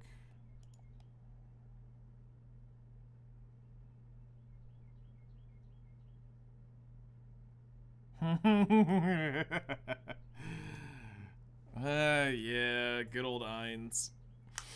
So what I'm concerned with is they said it's going to be a Moonlight hero. It's going to be the first time they're collabing and actually bringing in a Moonlight, which guess what I said would happen? They'd eventually start bringing Moonlights. So if Ainz is on the ML banner, it ain't happening. Like, if he's not normal summonable bookmarks, I will literally, I'll do it through a script. I will refresh all like 60,000 or 50,000 left of my Skystones, and if the account gets banned, whatever. But I'll go get all the mystic metals I can get out of that thing.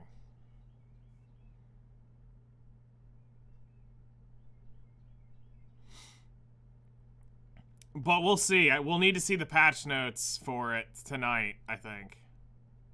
Oh, 22,000 I could do easily. It's the 40,000. It's the 50,000 that's actually kicking me. All right, so hold on. It's options, resource packs.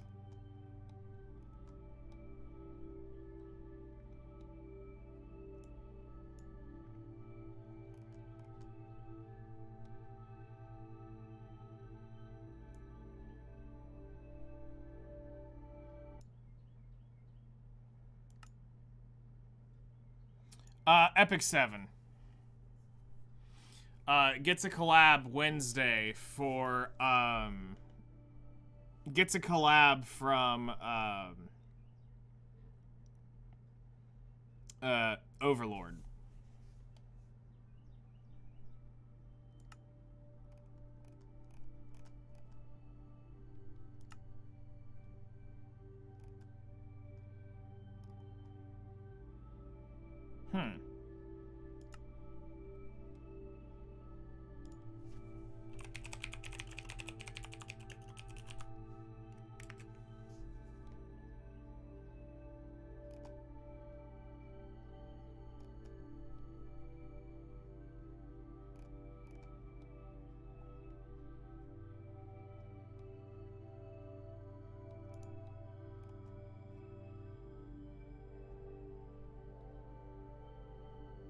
Oh yeah, I need Iris is what I need.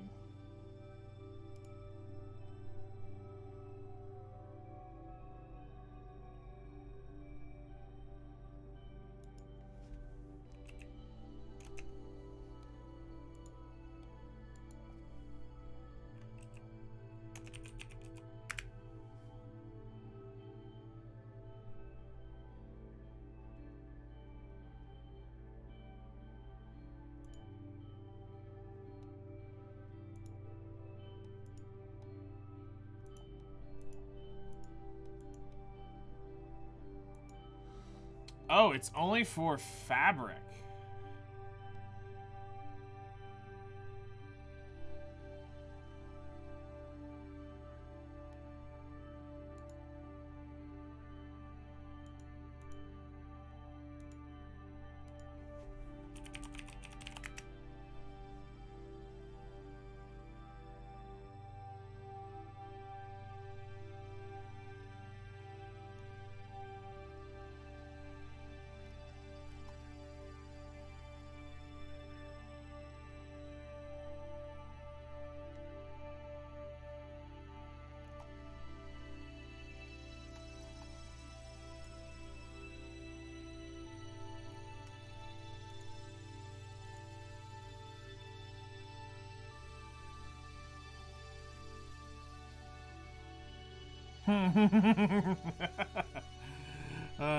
Jeez. That was fun messing with Narama with that yesterday.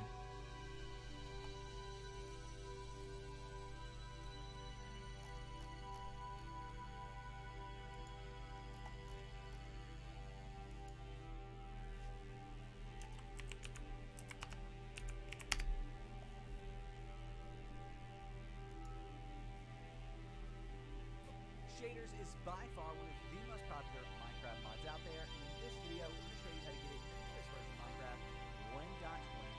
We're going to cover truly everything from downloading and installing Optifine, which is required to get shaders, to getting shaders packs, which you can think of like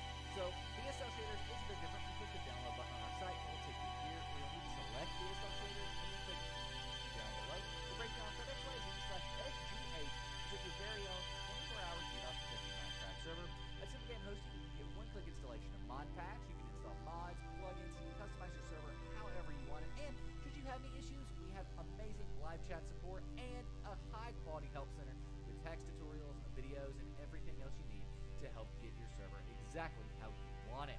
So stop struggling to make a server for you and your friends. Come check the ports directly. So it is worth noting that you want to go to Files, find the newest version. It might be, but again, it might not be 1.20.1. It might be an old post. But for this video, we're using Optifine. So you can find a link in the description down below that will take you here. This is our complete guide to getting Optifine, and this covers everything. We even have a section on... Okay, so it's still... I thought, for some reason, I swore...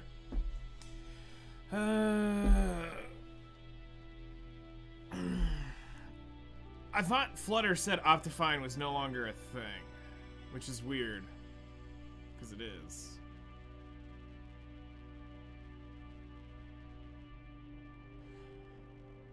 Yeah, because the servers have been down for maintenance. It was a Tuesday maintenance, not a Wednesday maintenance. Also, good morning and hello there, Chloe. Speaking of which, I should probably boot the game up. Yeah, it was a early maintenance this week.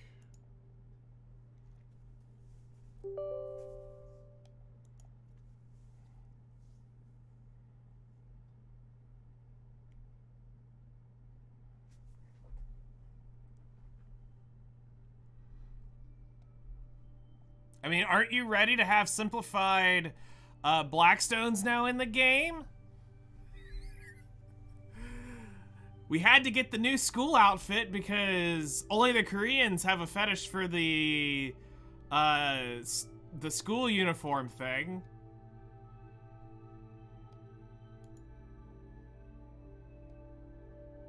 So we gotta make all those outfits. Because everybody enjoyed the Land of Morning Light, don't you remember? How it was widely received?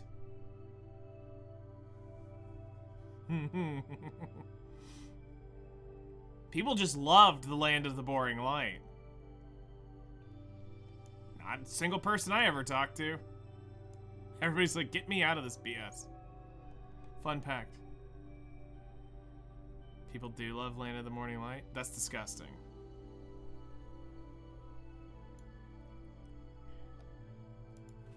I'm sure they're Korean.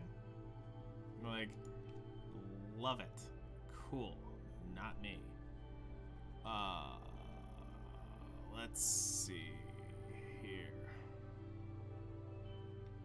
Fisher is right there.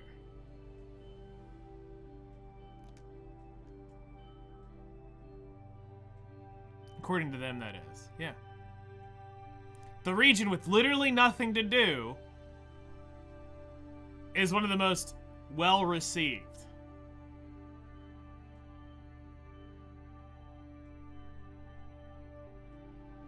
You know, Kamasilva, Valencia, Medea were nowhere near that. Okay, I still got, wow, I only got 50% of my durability. Oh,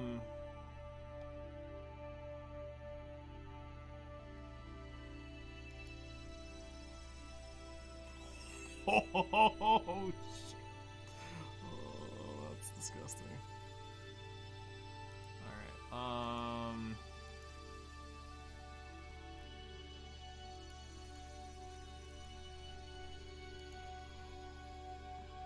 Yep. For us, the crystal restore count can be purchased 3 times per family, and it is 2,390 pearls per crystal restore.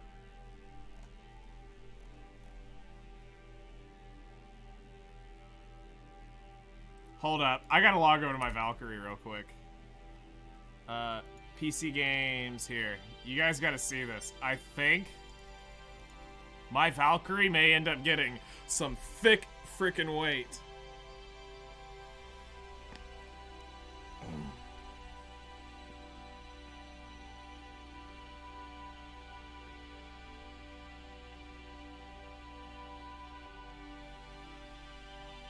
New outfit release that nobody wants to buy. Because I don't want to walk around a fantasy world looking like I'm a schoolgirl from Japan. Alright, real quick. Functions, wait. Alright, so I can purchase that again. Functions, weight. What else can I purchase? So I can purchase that weight.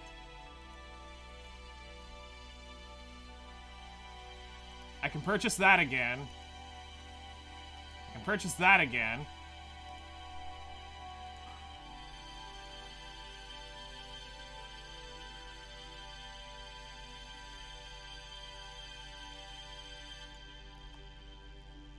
Oh my god. It is letting me go all the way one more time. So, I can get another, hold on, 400, 350, 300, 250, 200, 150, 150. I can get another 1,800 weight on my character.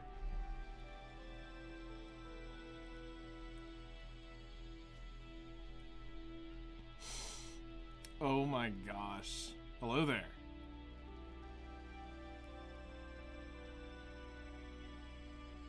Awesome for processing, right? So another 1,800 weight to my Valk already at, so it'd be 4,800 weight. Currently, I could get on my Valk. Kinda nuts.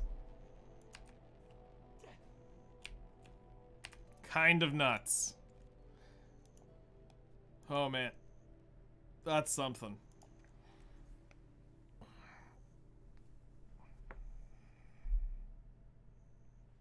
All for the low cost of 1,300 or 13,000 pearls.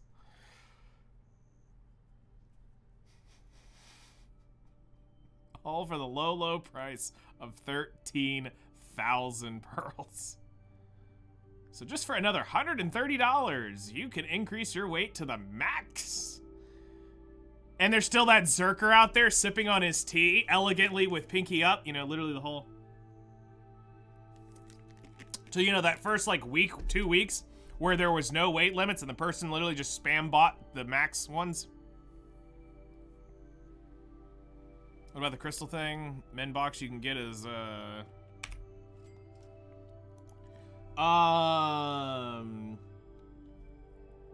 you can get, I mean, yeah, basically you gotta buy this, the 30 box, to get it. Because it's 2,300, so... Yeah, you would have to go in like that.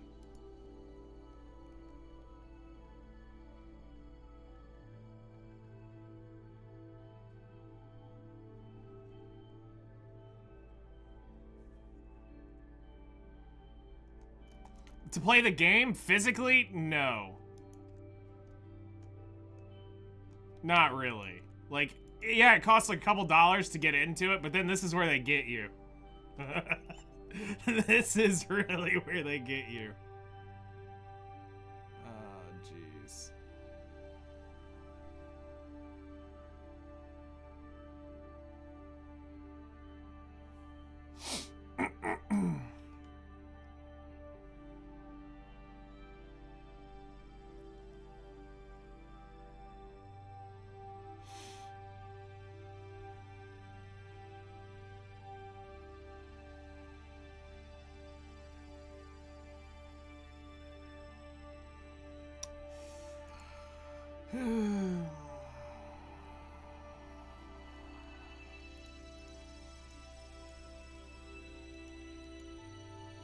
I'm gonna pretend I didn't see that.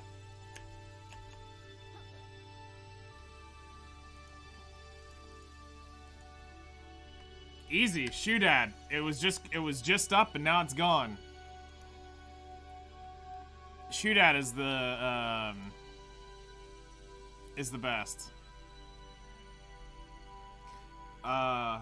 Let's see.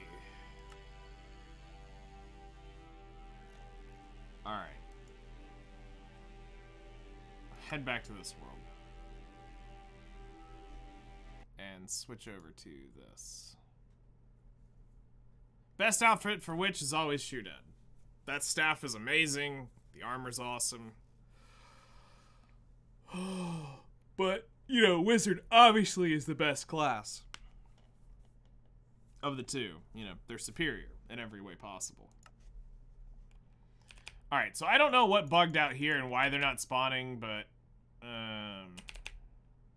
we at least proved that this worked. Maybe not far enough off the land to get them to spawn. Because like I said, I know you got to go out several hundred blocks away.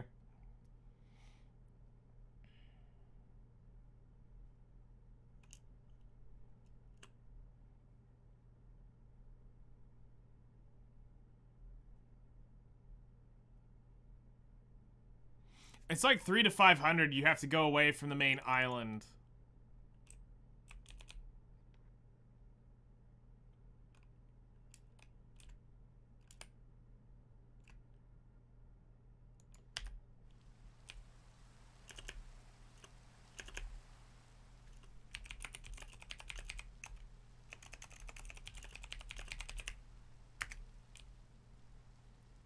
Alright, we were somewhere right around here.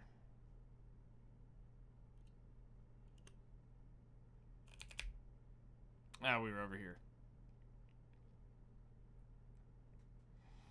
So, we were playing around with the bridge idea. Now we kind of understand more about them. And yeah, so entities will not spawn on this. So you do not actually have to light them up. Which was something we were testing earlier with placing lights and lanterns and stuff like that. But, you know, what you will need to do at some point is probably make stuff like this.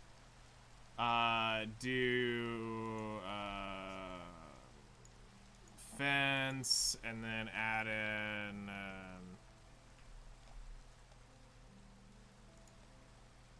do their way of,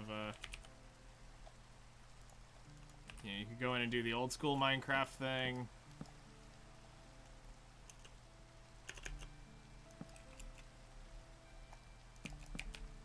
You know, you do the villager version. But you could have all sorts of different versions of, you know, lanterns and stuff built. You know, my go-to is...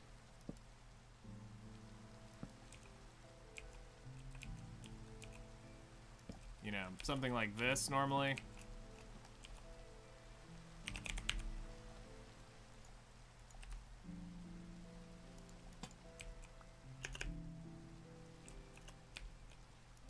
You know, go to something like that. So, I mean, you'll have options to be able to build. You'll just have to be creative with how you do it. But the staircasing system's pretty cool.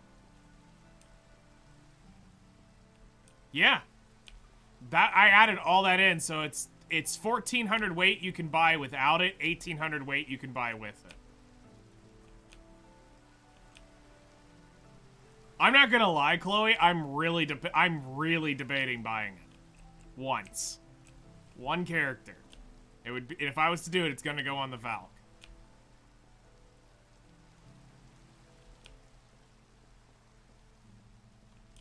Because I always kicked myself day one, never just zeroing, you know, just going in and buying a bunch. Because back in the day, you could just infinitely buy weight. So... yeah, so it allows your character to carry more stuff. Now what you have to realize is you need to take in something else into consideration. So, we have pets in the game, or we have a fairy in the game that allows us to carry extra stuff. So I said it was going to have 4,860 weight. That's my actual stock weight. But it's more than that. Actually, in reality, that weight is worth times 1.25 is what that's worth. Meaning, I can actually carry 6,075 weight worth of items before I actually become over-encumbered on a character.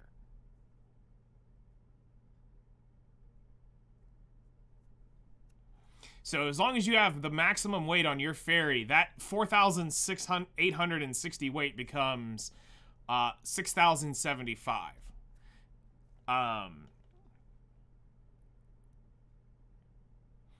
You also have pets that can increase weight. You can even get crystals that increase weight. But weight is very important because what it allows you to do is stay in spots longer without having to return to a tent.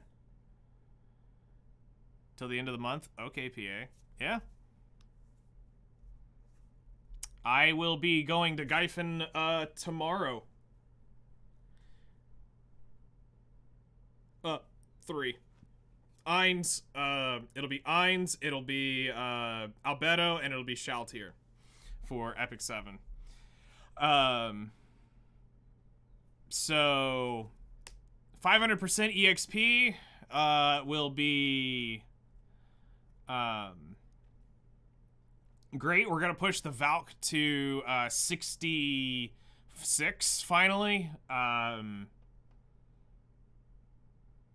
We probably will be grinding all 3 hours. I'll probably get on just a little bit earlier and we'll cycle all 3 hours on the Valk consistently. Which means the Corsair is probably going to hit 63. Because the Corsair is going to basically ride along until she has max skill points so that I can get as much weight as I can get on her. I do not want to buy the weight for the Corsair. Like, any more weight. I already got some weight for her. I don't want to go again.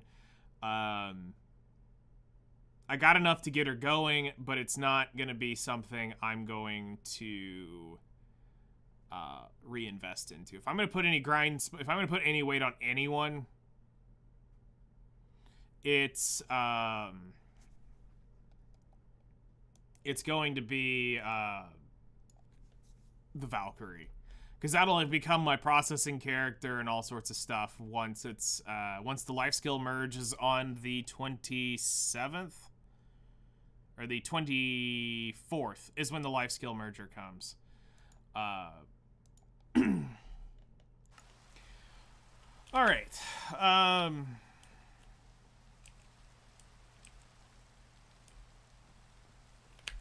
Let's see here.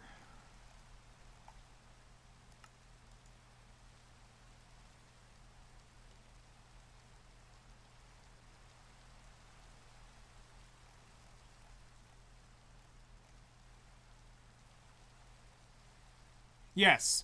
So next week is the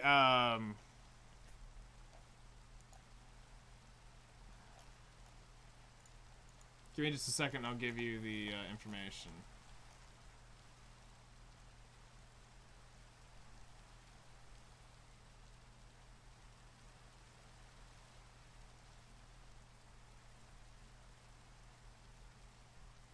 Oh my god, they're about to change the green, blue, and orange grade clothing to where you can now cron Manos accessories.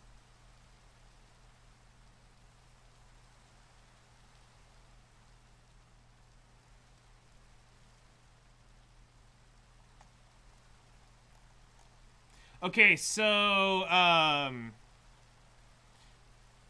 agree. I don't know why we shouldn't have been able to cron him in the beginning. A lot. Okay, so this week we got the new outfit, instrument for all classes, and 5 new instruments. Next week we're getting the guaranteed enhancement system. The 24th we're getting the life skill level family integration, and Black Star weapon color effects will be on the 24th. So that will be, I am looking forward to the 24th.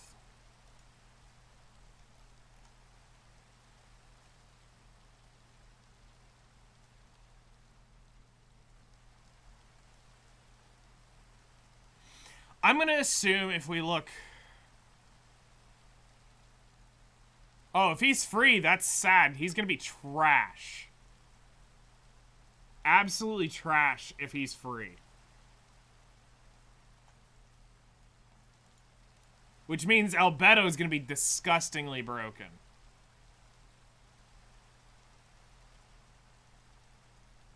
Yeah, he's basically going to be a worse... He's going to be like a soul bad guy, is a great way to put it.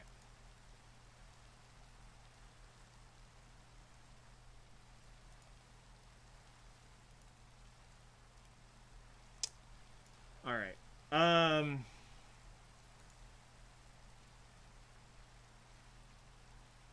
I will be summoning for Ainz and Albedo. Other than that, no.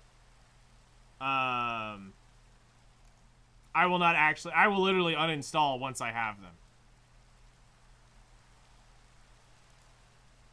It's been uninstalled. I reinstalled at the announcement of Overlord. I will go summon them, and as soon as I'm done summoning, delete the game.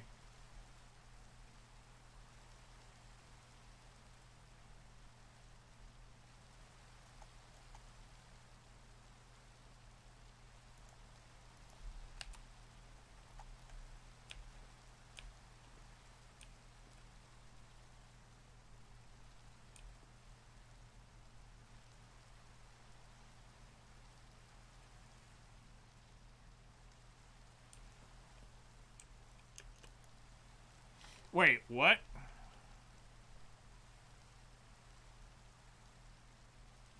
He's the end of the story reward? Oh, so you mean you gotta do that whole stupid story before you actually get... Yeah, post it. I don't give a shit here. I know what porn looks like.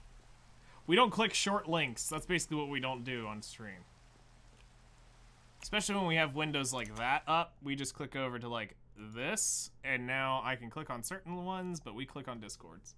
So play the game during the collaboration period to event period and complete missions to acquire the 5-star Dark Elemental Hero Ainzul Gone Triple S imprint after clearing missions, as well as the 5-star artifact Staff of Ainzul Gone.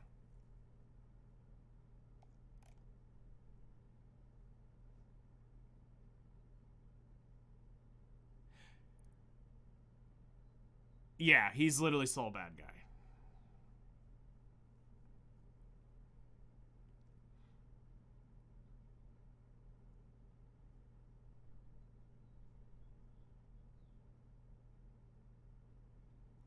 So then you're not having to summon for Mystics. So great. That means Albedo is, if Albedo's fire and Shaltier's grass, or either way, you can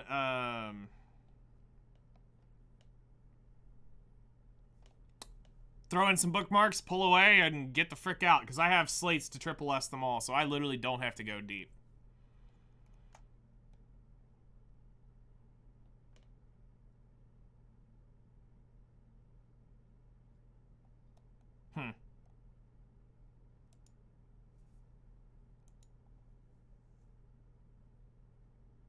Yeah, I'm not gonna lie, that's really upsetting that he isn't... Unless, well, okay. I will go out on a limb here, because I talked to Volume when we made our video a long time ago. We collabed together to make an Overlord collab. And it's going to be very curious for me to go back and watch that video to see exactly what we wrote for these characters. I told him at one point while making it, I said, the only way they should really make Ainz, at one point, I said, because they cannot release MLs, has been their rule, they'd have to release the first ML being Ainz, because he does not make sense as a fire light or fire ice or grass type unit. He's literally a dark entity. So I mean, you need to use, you know, the light dark system, and it would make sense for him. Same with Rimuru. If they were to ever rerun Rimuru with and release a new one, the Demon Lord Rimuru, he would also have to be dark. Meliodas, if they ever did that, would have to be dark. Elizabeth would obviously have to be light. So, I mean, they'd have to find a way to introduce these collab characters. But we came up with full kits for these, and I'm very curious if they ended up taking a page from our thing, because I told them they can have the idea if they just do it.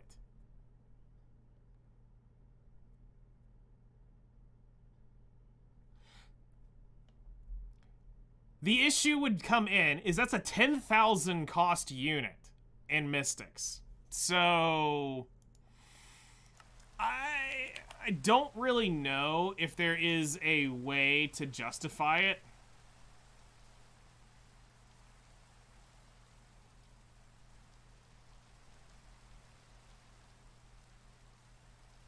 I really don't.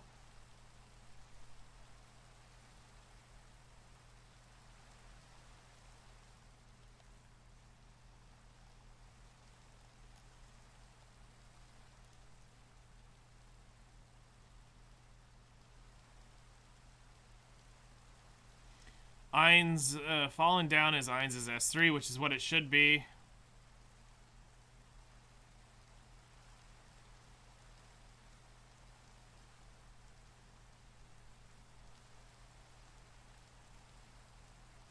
You can't troll me. There's no troll for it.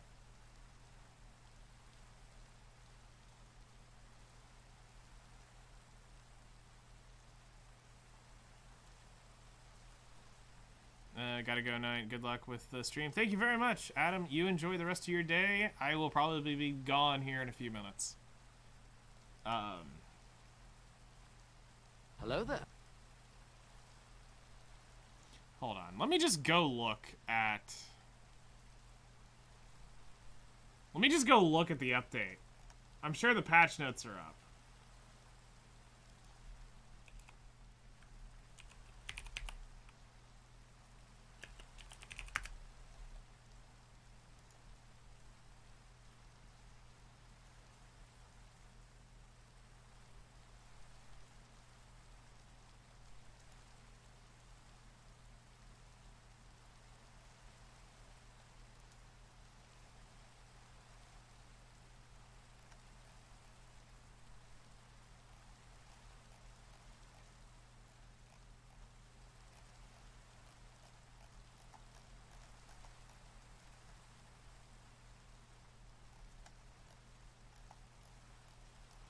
Yeah, like, they're gonna get absolutely murdered on that one. Like, they're not gonna pull the numbers they expect to pull.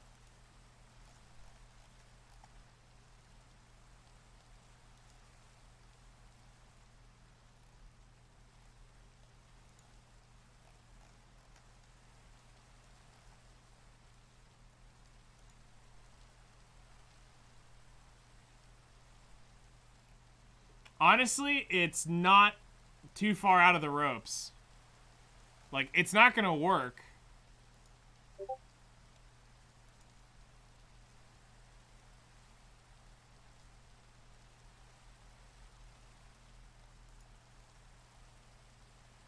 Oh, that's the 4.4 update content. Okay, so they must be looking at those stupid videos.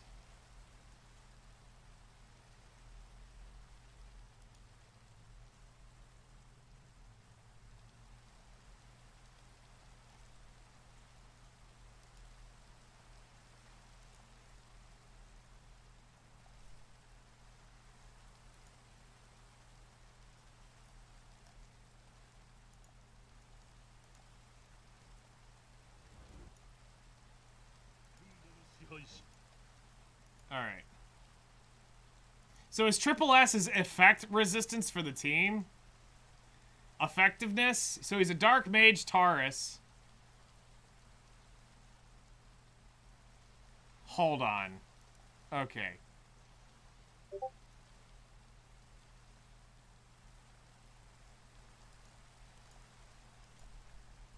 Now I gotta go. I think they did copy a lot of this.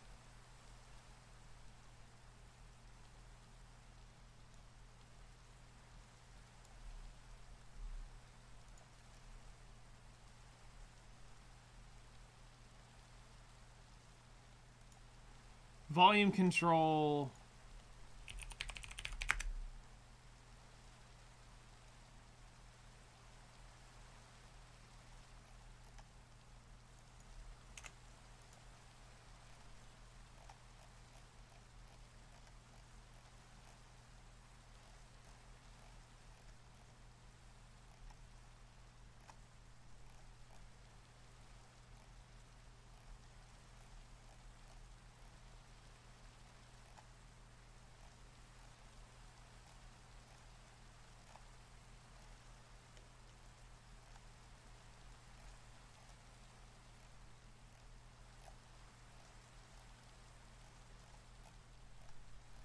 God, I gotta scroll through so much crap.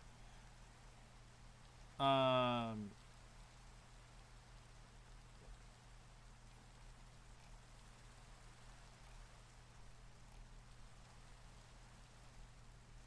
get to that video.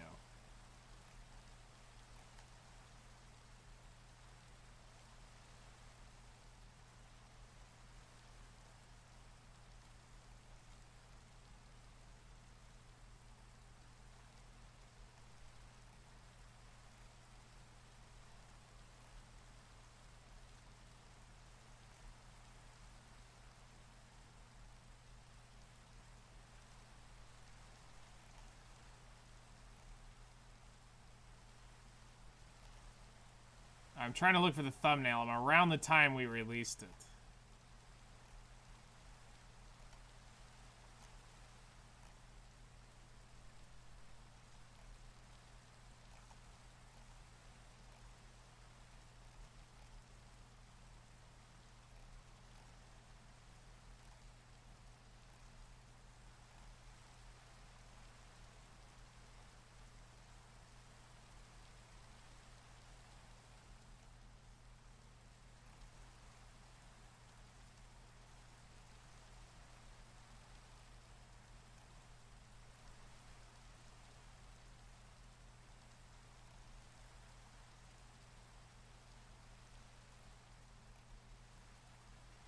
Wait, did he remove it?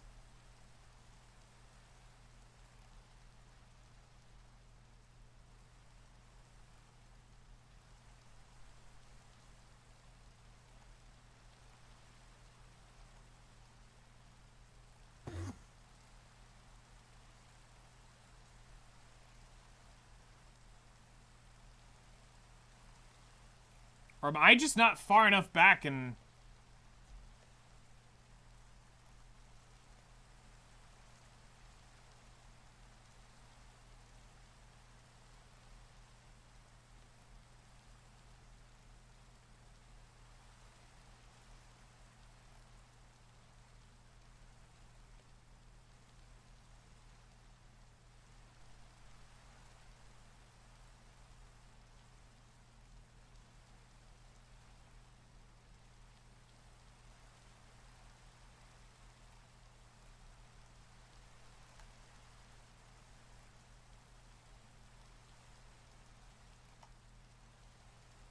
Okay.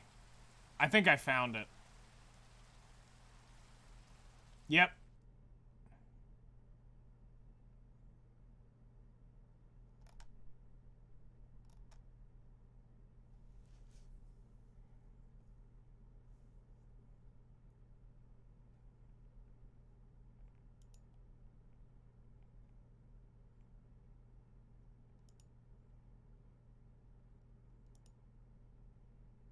No, I made him an Aquarius Earth Mage.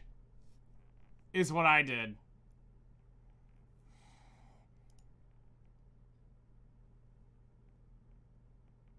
I made him an Aquarius Earth Mage.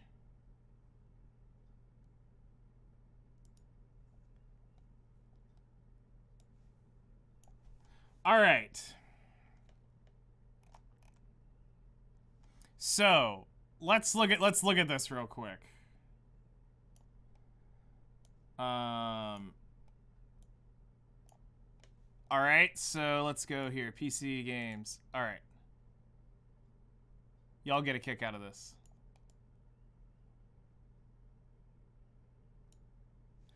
All right, so they put Ainz as a Dark Mage Aquarius. When we designed ours, we made him a we made him an Earth Aquarius Mage, and that made a lot of sense in terms of the kit of Ainz and how he would stack, because you would end up going into the triple S of attack for him, because we were going to make him a non-crit character to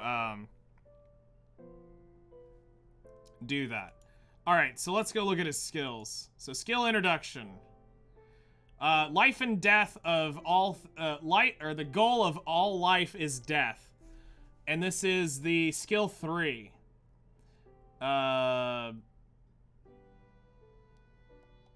dispels all buffs from the enemy before silencing for 1 turn, and 70% chance to inflict death silence. The start of someone's 12th turn deals 50,000 fixed damage to the bearer, ignores damage sharing effects, dispels if the character dies. The skill is unaffected by cooldowns. Okay, so I mean that's very Einzelgone. Skill 2, the passive. Overlord of Death. Increases damage suffered from light elemental enemies by 30%. When an ally is attacked, has a 25% chance to activate Mana Barrier. Mana Barrier can only be activated 3 turns and adopts the counteracting stats. Okay, so here's where they messed up. This is where they completely lost the idea of Einzelgone. There's our passive. Cast Shop item. Damage suffered in 1 attack, including additional and fixed damage, cannot exceed max health. When the caster's HP reaches 0, activates his Cast Shop items. Upon lethal damage, regenerates 100%, grants Blessing of Undead for 2 turns, and resets skill cooldown of super tier magic. Fallen Down. Blessing of Undead grants full immunity to all debuffs, cannot be dispelled. This item can only be activated once per battle. That is actually Einzelgone. If you understand him from the anime, then you realize how accurate that is. But instead, they made his passive this BS. Free character, of course. And then the Judgment of Light attacks all enemies with lightning. So, Fallen Down is not actually his S3.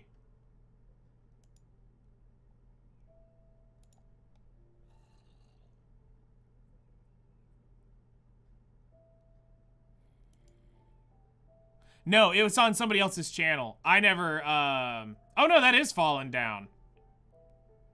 Interesting they didn't call it that.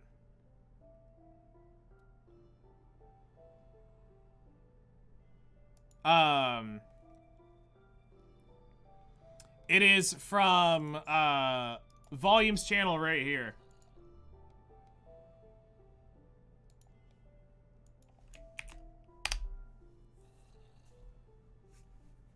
So, then, skip over here. Super tier magic Fallen Down attacks all enemies with a pillar of blue light from the sky. Damage dealt increased proportional to the caster's max attack. Penetrates the target's defense by 30%. Begins battle count with a full cooldown count. Greatly increases damage, does not trigger a dual attack. And this was pulled based off of data of like Dark Corvus and stuff like that.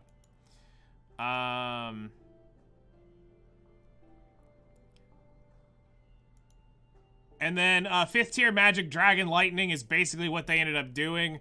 Dragon Lightning attacks the enemy, shooting out lightning bolt in the form of a dragon that seeks out the target with a 50% chance to decrease defense for 2 turns. We go over to Ainz and his skill 1. Attacks all enemies with lightning with a 25% chance to stun for 1 turn. Oh, and it grants him an extra turn because he's a mage and he can hold frickin' book.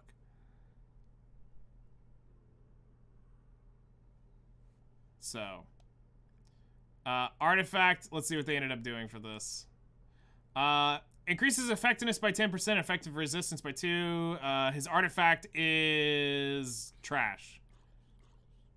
So the artifact is absolute hot trash. They get a thumbs down for this. Absolute hot trash unit. So, yeah, that's really interesting to see that they went and did that. It's a book mage. Yep. All right. So there we go.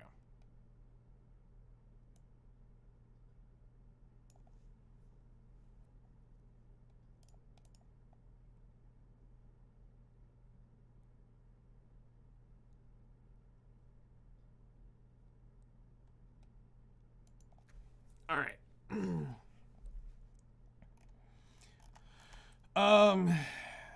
You know what? We already went that far on his stuff. Let's just go ahead and add the doors in as well. Mod lowers, forge.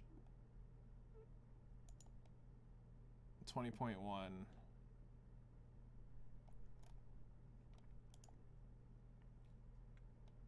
We're already that deep.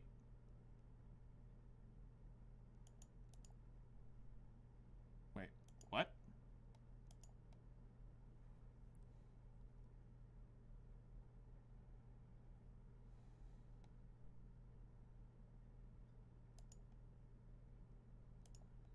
Weird. That says this isn't compatible, so I can't do the doors.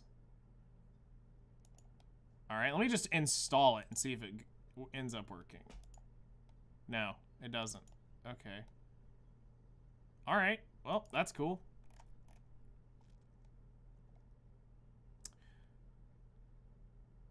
Huh.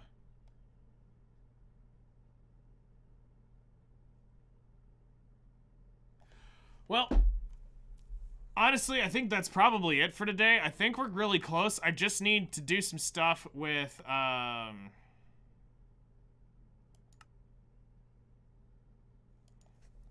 just need to, honestly test some stuff with Flutter now.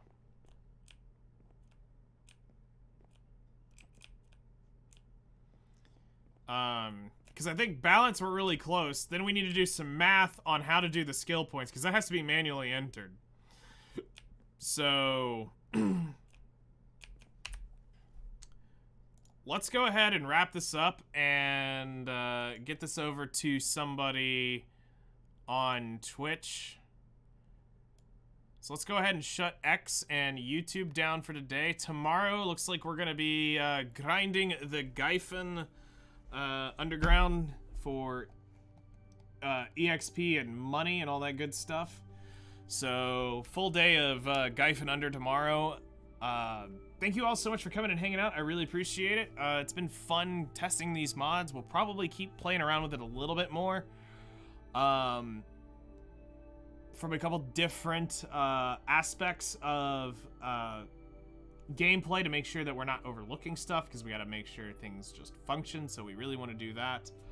But we'll be back on tomorrow for a BDO day for sure. Then we probably we'll see how sweaty I end up needing to get over the next couple days. But thank you all so much, and I'll see you guys tomorrow morning, 7 a.m. my time, 3 hours ago your time. We'll continue on that grind. So take care, everyone.